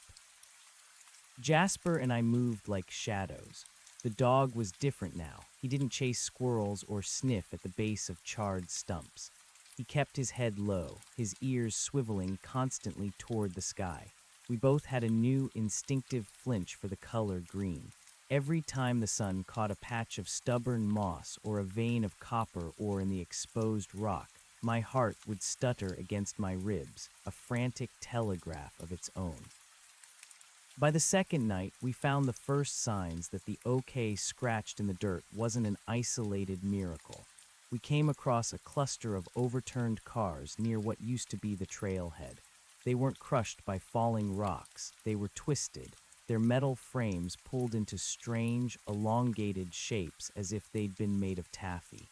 Inside one, I found a discarded jacket and a half-eaten bag of beef jerky. I shared the salt-cured meat with Jasper, the grease coating my tongue like a decadent luxury. I looked at my hand in the moonlight. The brand of the telegraph key was a puckered silver star in the center of my palm. It didn't hurt anymore. It felt cold. Sometimes, when the wind died down and the silence of the mountain became absolute, I could still feel the phantom vibration of the guest, a high-altitude hum that suggested the sky hadn't forgotten us, even if it had moved on to more fertile hunting grounds.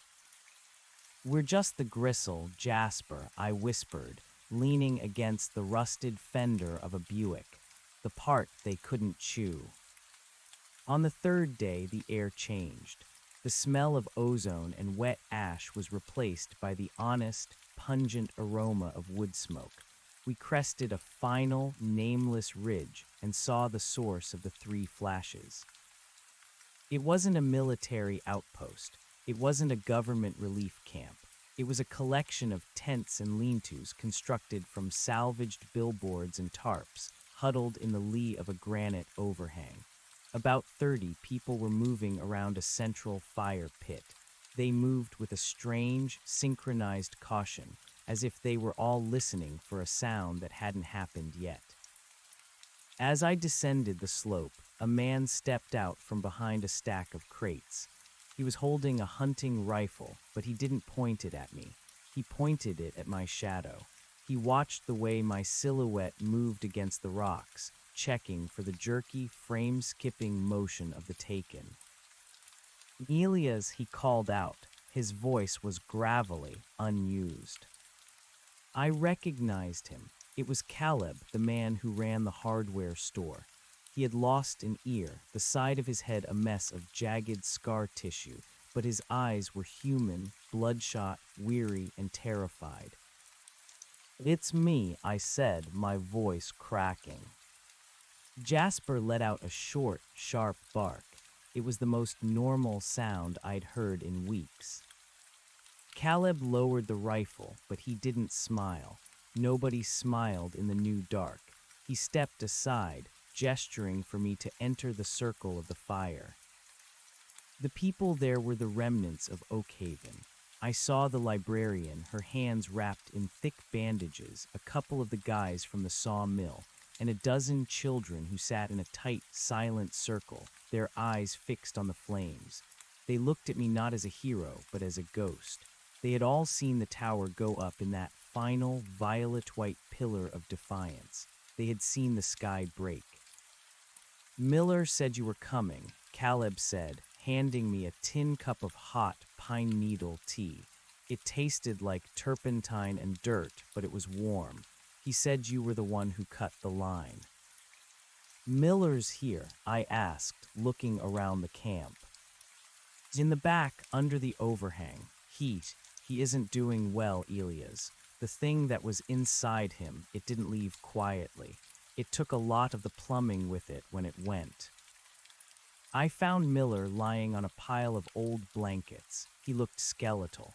The skin of his face was translucent, the veins beneath glowing with a faint, dying amber light, the last embers of the mother's influence.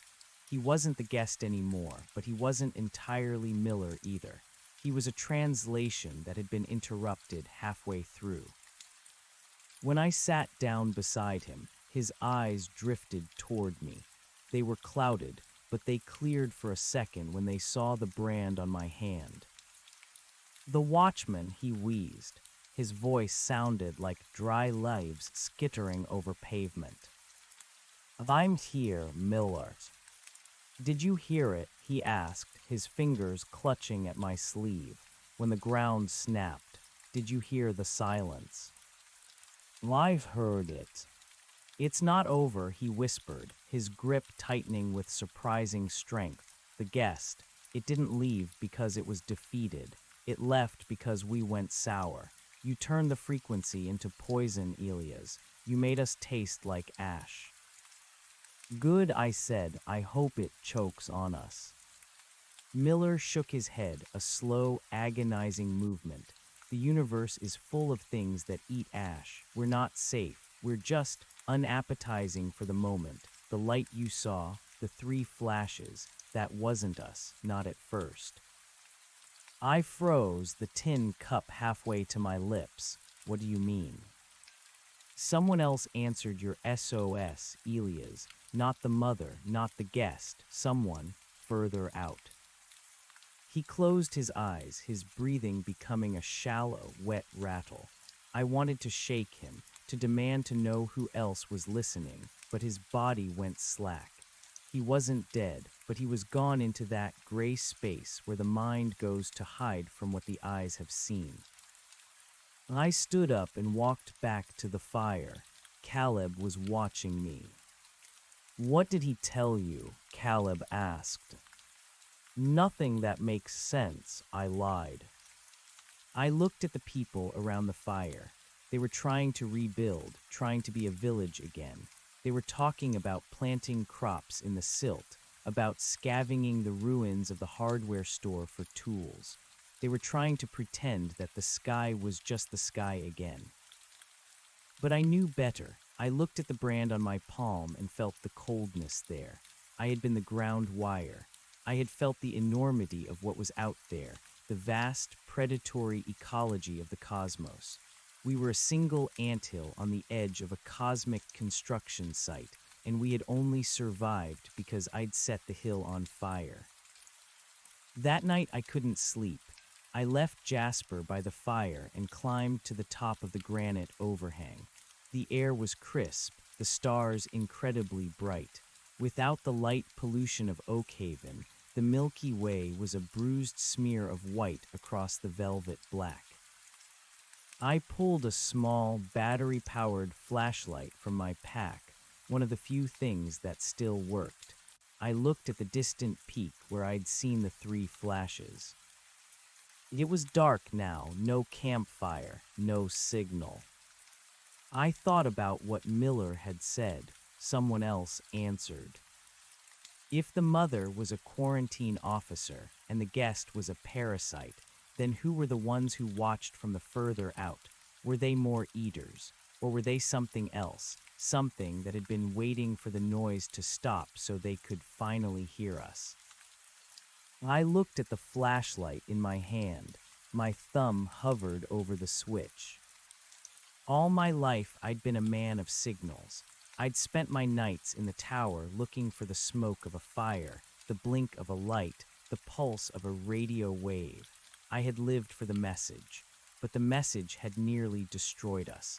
The message had invited the end of the world into our living rooms.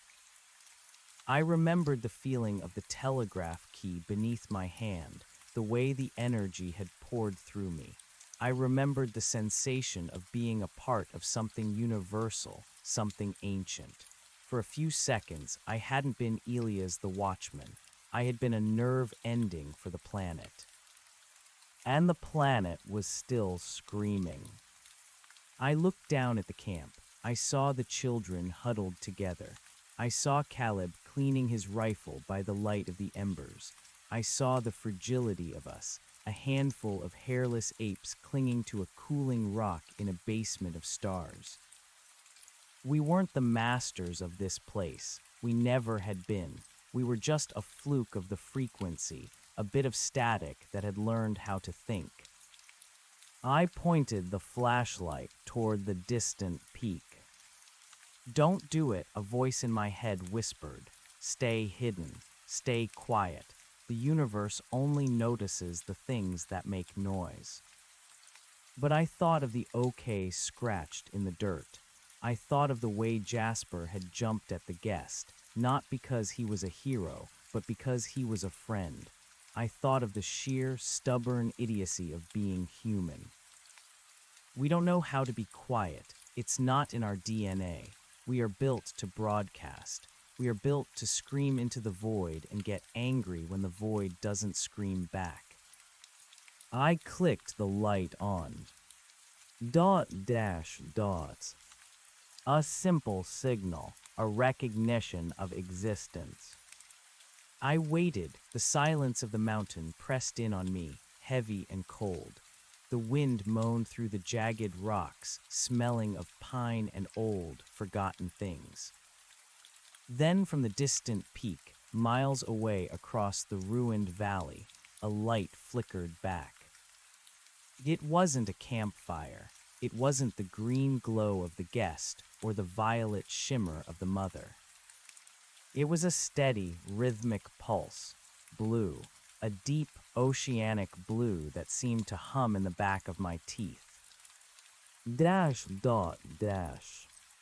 It wasn't a human signal. The timing was too precise, the color too pure, but it was an answer. I sat back on the rock, the flashlight slipping from my nerveless fingers. My heart was pounding against my ribs like a trapped bird. We weren't alone. We had never been alone. The forest was full of things, and some of them had been waiting a very long time for the watchman to wake up. I looked down at my hand. The brand was glowing, not green, not red. It was glowing blue.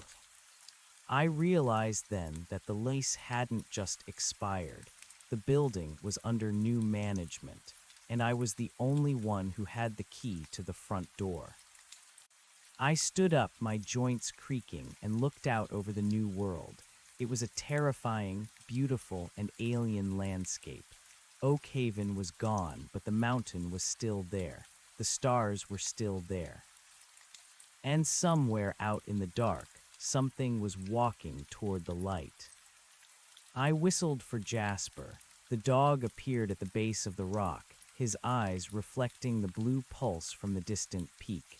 He didn't growl, he didn't whimper, he just sat and waited. "Come on, boy," I said, my voice steady for the first time in weeks. "We've got a long night ahead of us." I started down the slope, not toward the camp, but toward the blue light. I didn't know if I was walking toward salvation or another kind of slaughter, but I knew one thing for certain. The SOS had been heard, and the universe was coming to collect. As I walked, I started to hum. It wasn't the song of the mother or the heartbeat of the guest. It was a simple, rambling tune my father used to whistle when he was fixing the fence. It was a human sound. It was noise. And in a world of signals, noise was the only thing that was real. The blue light pulsed again, brighter this time, illuminating the path ahead. I didn't look back at the ruins of the tower or the graves of the town. I just kept moving, one foot in front of the other, a small, stubborn spark of red blood in a world of emerald and shadow. The watchman was still on duty, but the watch had only just begun. The blue pulse didn't just illuminate the rocks, it seemed to vibrate the very fluid in my joints. Every time it flashed, the world stuttered, as if the frame rate of reality was dropping. Jasper didn't bark.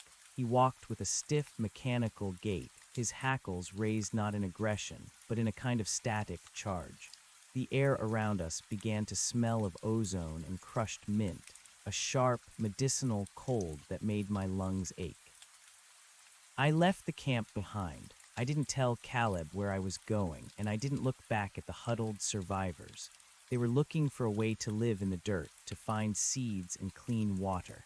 I was looking for the reason we were still allowed to breathe. If Miller was right, we weren't survivors of a war. We were the leftovers of a banquet, and something else was coming to clear the table. The terrain between the overhang and the blue light was a nightmare of vertical geometry. The mother's death throes had folded the earth like a discarded rug. I found myself climbing through the skeletal remains of an old railway trestle that had been hoisted 500 feet into the air, its steel beams twisted into a shape that resembled a ribcage. Steady Jasper, I breathed, hauling the dog up a shelf of granite. He licked my hand, and for a second the blue light flashed. In that strobe light moment, his tongue didn't look like pink flesh. It looked like a ribbon of translucent fiber optics. I pulled my hand away, my heart hammering. The contamination hadn't ended with the tower's collapse. It had just changed phase. We were all changing. The brass key branded into my palm began to itch with a heat that was almost liquid.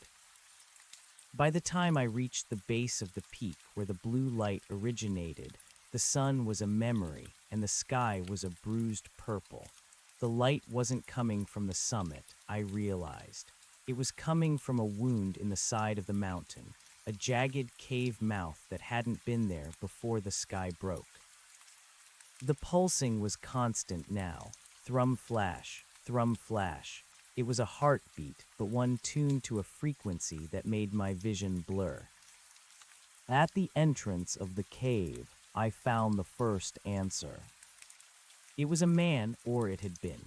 He was wearing the tattered remains of a Forest Service uniform, but he was pinned to the rock wall by a growth of crystalline structures that looked like blue sea glass. The crystals were growing out of his chest, his eyes, and his open mouth. He wasn't dead. His fingers were twitching in time with the blue pulse, tapping out a frantic, silent code against the stone. I stepped back, my stomach turning. This wasn't the green rot of the guest. This was something surgical, something architectural. Amelia's. The voice didn't come from the man in the wall. It came from the air itself, vibrating through the brass brand in my hand. "Who's there?" I shouted, my voice echoing back from the cavern. The blue light intensified, becoming a solid wall of sapphire radiance. Out of the glare, a figure emerged. It wasn't a monster. It wasn't a glowing orb. It was a woman in a simple, floral print dress, looking exactly like Sarah, the waitress from the diner who had disappeared the first night the light turned green. But she was walking too smoothly. Her feet didn't seem to touch the uneven rubble of the cave floor, and her eyes, they weren't eyes. They were two perfectly smooth, polished spheres of that same blue glass. The frequency was messy, she said. Her voice was a perfect reconstruction of Sarah's, but it lacked the breath, the tiny imperfections of human speech. The mother was old. She was supposed to harvest and move on. She stayed too long. She became sentimental. She started to grow roots. "What are you?" I asked, gripping the piece of rebar I'd been using as a cane. "We are the correction," she said, tilting her head. The movement was bird-like, unnervingly fast. The guest was a parasite that followed the mother's scent, a scavenger. You did well to burn it, Elias. You saved us the trouble of a sterilization. She stepped closer. Jasper whimpered and backed away, his tail tucked between his legs. You signaled, she continued, her blue glass eyes fixed on my branded palm. You sent a wideband SOS using a primitive harmonic. It was loud. It woke up things that have been sleeping since the crust cooled. You shouldn't have done that. I was trying to save my town, I snapped. I was trying to stop the sky from eating us. And you succeeded, she said, a small, hollow smile touching her lips. But you didn't just call for help. You announced that this planet is capable of resistance. You turned a quiet farm into a fortress. And in this garden, fortresses are not permitted. She reached out a hand. Her fingers were long, tapering into points of light. The mother is dead. The guest is gone, but the void is now curious. You have become a point of interest, Elias, a curiosity in a universe of silence. The cave behind her began to shift. The blue light revealed rows upon rows of the crystalline growths, each one encasing a person from Oakhaven. I saw the postmaster, the school teacher, the kids who used to play down by the creek. They weren't being eaten. They were being archived. Their bodies were being turned into living data storage, their memories and DNA etched into the blue glass. This is the correction, I whispered, horror dawning on me. You're just turning us into rocks. We are preserving you, she corrected, before the others arrive. The ones who heard your signal but do not have our patience. The ones who don't harvest Elias, the ones who only erase. She leaned in and I could smell that medicinal cold again. You have 3 days. That is how long it takes for the signal you sent to reach the edge. When it does, they will come to see what made such a beautiful, desperate noise. How do I stop them? She laughed, a sound like breaking glass. You don't stop the tide, watchman. You just decide whether you want to be a shell on the beach or a grain of sand. She pressed her glowing finger against the brand on my palm. The pain was astronomical, a white-hot spike that drove me to my knees. My vision went blue, then black, then a color I didn't have a name for. I saw the stars, not as dots of light, but as a web of interconnected nerves. I saw the great silence for what it really was, a predator's hush. I saw the signals I'd sent rippling outward, hitting things that were larger than solar systems, things that turned their massive, slow-burning attention toward a small, yellow sun in a boring spiral arm of the galaxy. I saw the others. They weren't light. They were the absence of it. They were the shadows that the stars cast. Change the channel, Elias, her voice whispered in the depths of my skull, or be the static. When I came to, the cave was dark. The blue light was gone. Sarah, or whatever had been using her shape, was gone. I was lying on the cold stone, my hand throbbing. Jasper was licking my face, his fur damp with the mountain mist. I looked at my palm. The brass brand had changed. The star shape of the telegraph key was gone.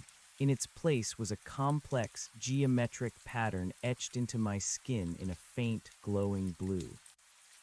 It looked like a map, or a circuit diagram. I stood up, my head spinning. The correction had left me with a choice, or perhaps just a final task. 3 days. 3 days before the things that erase arrived. I looked back toward the valley. The campfire of the survivors was a tiny, pathetic orange spark in the vast, devouring dark. They thought they were safe because the green was gone. They thought the war was over. They didn't know that I had accidentally rung the dinner bell for the entire universe. I started to run. I didn't go back to the camp. I went higher. I knew where I had to go. There was one more tower.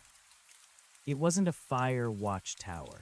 It was an old Cold War relic, a long-range radar installation perched on the highest peak of the range, abandoned in the 80s and left to rot. It had the power. It had the dish. and if I could translate the map on my hand into a sequence of pulses, maybe I could do more than just scream. Maybe I could lie. The climb was a blur of exhaustion and adrenaline. I bypassed the camp, ignoring the distant shouts of Caleb or Miller. I couldn't involve them. This was a watchman's burden. I had made the noise. I had to find the silence. The radar station was a skeletal ghost of rusted iron and peeling white paint. The wind howled through its dish like a giant flute. I smashed the padlock on the generator shed, my hands shaking as I fumbled with the ancient controls. The brand on my hand began to glow as I touched the control panel. The machines didn't just hum, they screamed to life, the old vacuum tubes glowing with a fierce blue intensity that they were never designed for. I sat at the console, the geometric pattern on my skin reflected in the dusty glass of the monitors. I didn't need a manual. I didn't need to know how the circuitry worked. My hand knew. The correction had given me the frequency, the celestial equivalent of a keep-out sign. I began to type. I began to pulse. Silence. I wasn't sending an SOS this time. I was sending a funeral notice. I was telling the things at the edge that this world was already dead, already harvested, already empty.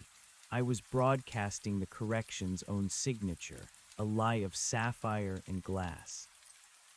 As the dish began to rotate, groaning under the strain of the blue energy pouring through it, I looked out the window. The sky was changing. The stars were beginning to flicker, as if something immense was passing in front of them. The others were close. I could feel the cold of them, a cold that made the mountain's winter feel like a summer breeze. "Is it working, Jasper?" I asked. The dog was standing by the window, looking up. He wasn't afraid anymore. He looked expectant. The radar dish emitted a final, deafening crackle of blue lightning. The beam shot straight up into the atmosphere, a lance of sapphire that pierced the clouds and vanished into the black. The flickering of the stars stopped. The oppressive weight in the air lifted. The cold retreated. I sat back, my breath hitching in my chest. The brand on my hand faded, the blue light dying down until it was just a faint silver scar. The monitors in the station flickered and died.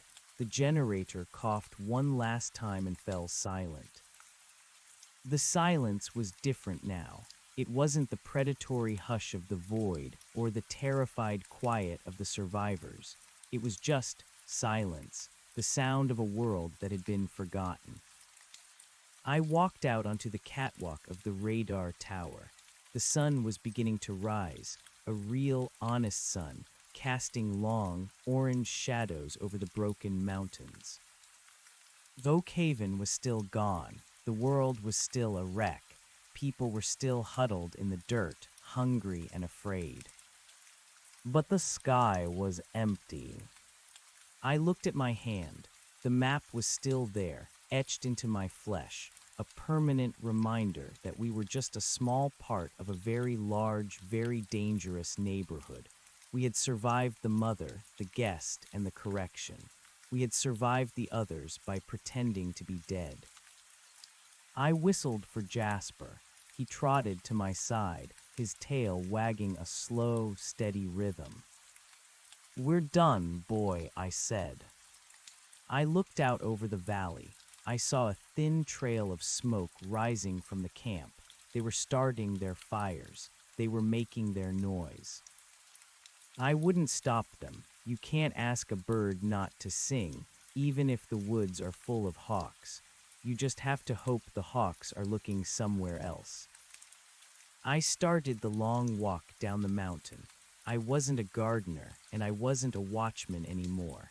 I was just a man with a dog, walking home to a place that didn't exist. But as I reached the tree line, I stopped and looked up one last time. The sky was blue, a deep, oceanic, beautiful blue.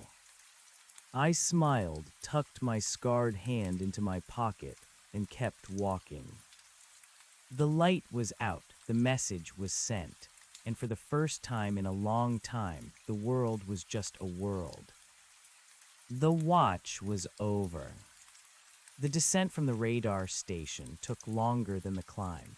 The adrenaline that had fueled my frantic sprint up the peak was curdling into a deep, bone-marrow exhaustion that made every step feel like I was wading through wet concrete.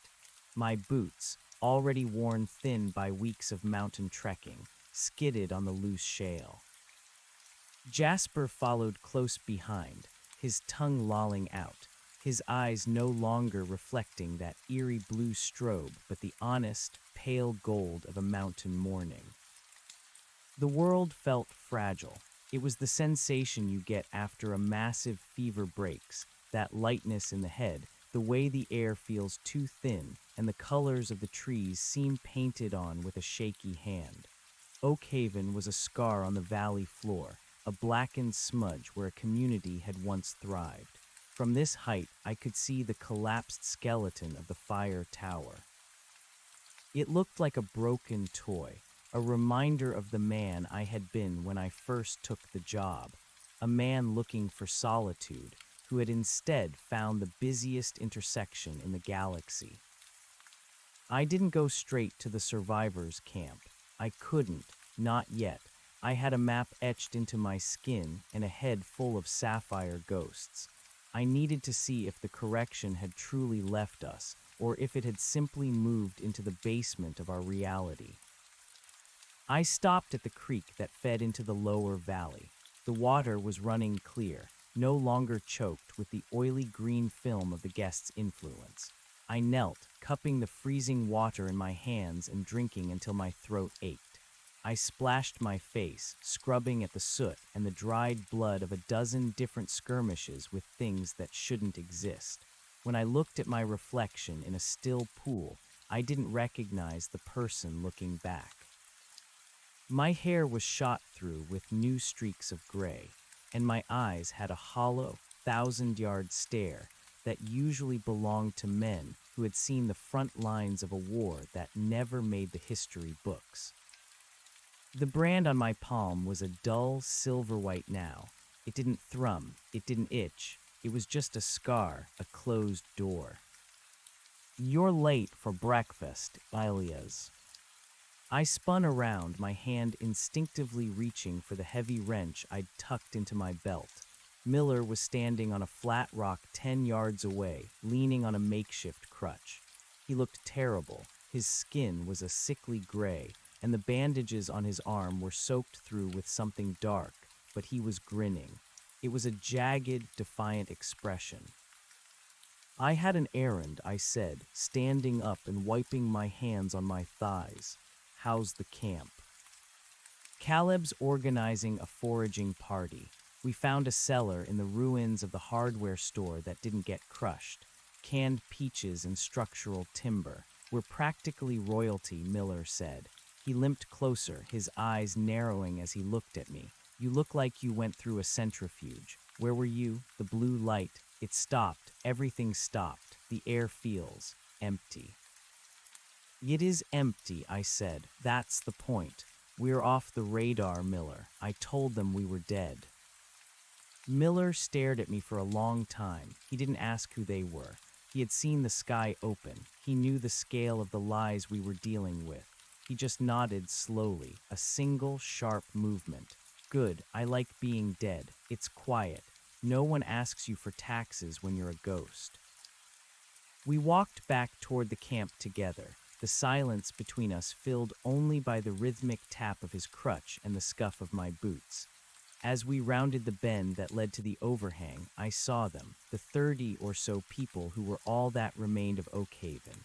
They were huddled around a small fire, the smoke rising in a straight, lazy line toward the indifferent sky. They looked small. They looked insignificant. And that was our greatest protection. Caleb met us at the perimeter. He looked like he wanted to hug me and punch me at the same time. Where the hell did you go? We thought the guest got you. We thought the mountain was coming down. Just checking the perimeter, Caleb, I lied. It was a kind lie. They didn't need to know about the others. They didn't need to know that I had spent the night bargaining with a blue-eyed ghost for the right to be ignored. The tower's gone. The light's out. It's just us now. The next few days were a blur of manual labor. We didn't build a town. We built a burrow. We cleared the rubble from the old mine entrance near the base of the cliff, turning the deep, cool tunnels into a makeshift barracks.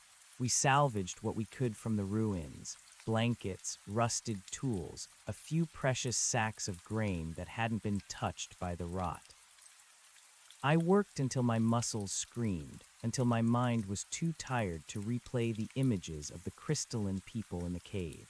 I became a ghost among ghosts. I helped Miller reinforce the mine's supports. I helped Sarah, the real Sarah, who had crawled out of the wreckage of the diner 3 days after the collapse, bruised but alive, sort through the salvaged medical supplies. She didn't have blue eyes. She had tired, brown eyes that wept when she thought no one was looking. I never told her about the thing I'd seen in the cave that wore her face. Some secrets are meant to be buried under a mountain. On the third night, the night the correction said the others would arrive, I didn't sleep.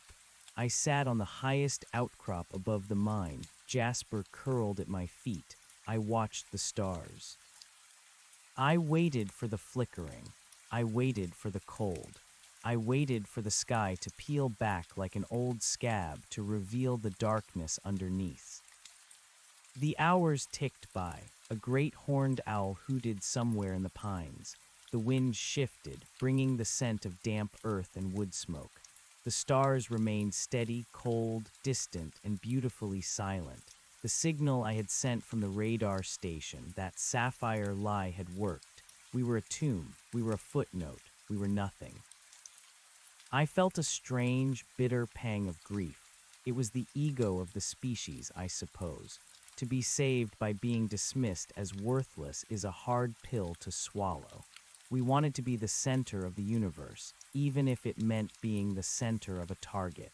Instead, we were just a rock in the dark, forgotten by the predators and the harvesters alike.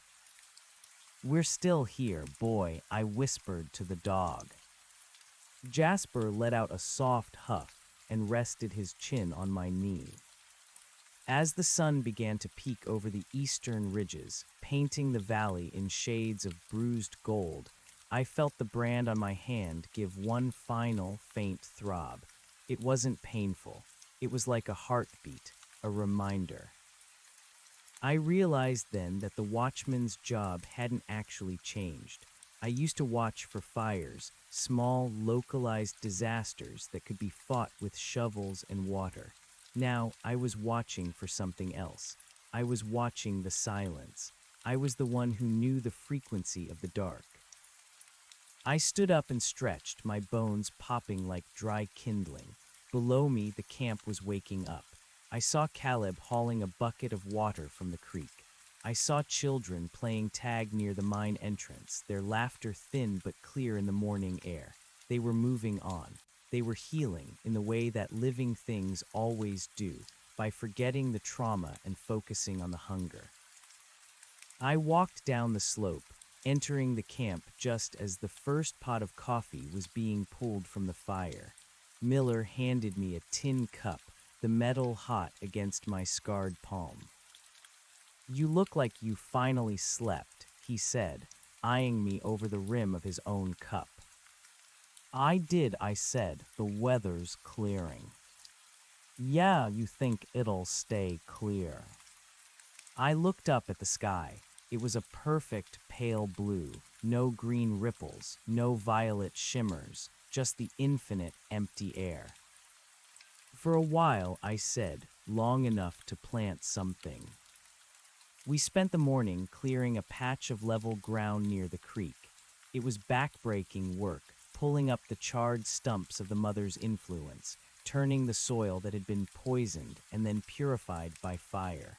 We found a few packets of heirloom seeds in the hardware store basement, radishes, carrots, simple things. As I knelt in the dirt, pressing a tiny, shriveled seed into the earth, I thought about the tower. I thought about the SOS that had started it all. We had screamed into the void, and the void had screamed back. We had been broken, harvested, and corrected. But as I covered the seed with soil, I felt the warmth of the sun on my back. It was a physical weight, a steady pressure that felt like a hand on my shoulder. We weren't the new management. We weren't the correction. We were just the noise in the system, the stubborn, beautiful static that refused to be tuned out. I looked at my hand, the silver scar of the brand crusted with mountain dirt. It looked like part of the landscape now. "Hey, Elias," Caleb called out from across the field. He was holding up a rusted piece of metal he'd found. It was a sign, scorched and bent, but still legible. OAKHAVEN, population 1,200. Caleb looked at it, then at the 30 people working in the dirt. He took a pocket knife and began to scrape at the numbers, his jaw set in a hard line. "What are you doing?" Miller asked, limping over. Caleb didn't look up. He kept scraping until the 1,200 was a blank, silver blur. Then, with careful, shaky strokes, he etched a new number into the metal. 31. He pounded the sign into the soft earth at the edge of the garden. It stood crooked, a piece of trash reclaimed as a monument. "It's a start," Caleb said. I stood up, wiping the sweat from my brow. I looked at the sign, then at the people, then at the mountain that loomed over us like a sleeping god. The tower was gone, but the watch continued. We were the signal now. Every breath, every seed planted, every word spoken in the dark, it was all a broadcast, a recognition of existence. I whistled for Jasper and headed back toward the mine to grab another shovel. There was a lot of work to do before winter, and the days were getting shorter. The universe was still out there, vast and hungry and silent. But here, in the shadow of the broken peak, there was noise, there was life. And for now, that was enough. The sun climbed higher, burning away the last of the mountain mist. The world was quiet, but it was a good quiet, the kind of quiet that comes before a song. I took a deep breath of the pine-scented air, felt the solid earth beneath my boots, and got back to work. The watchman was on duty, and the world was still turning.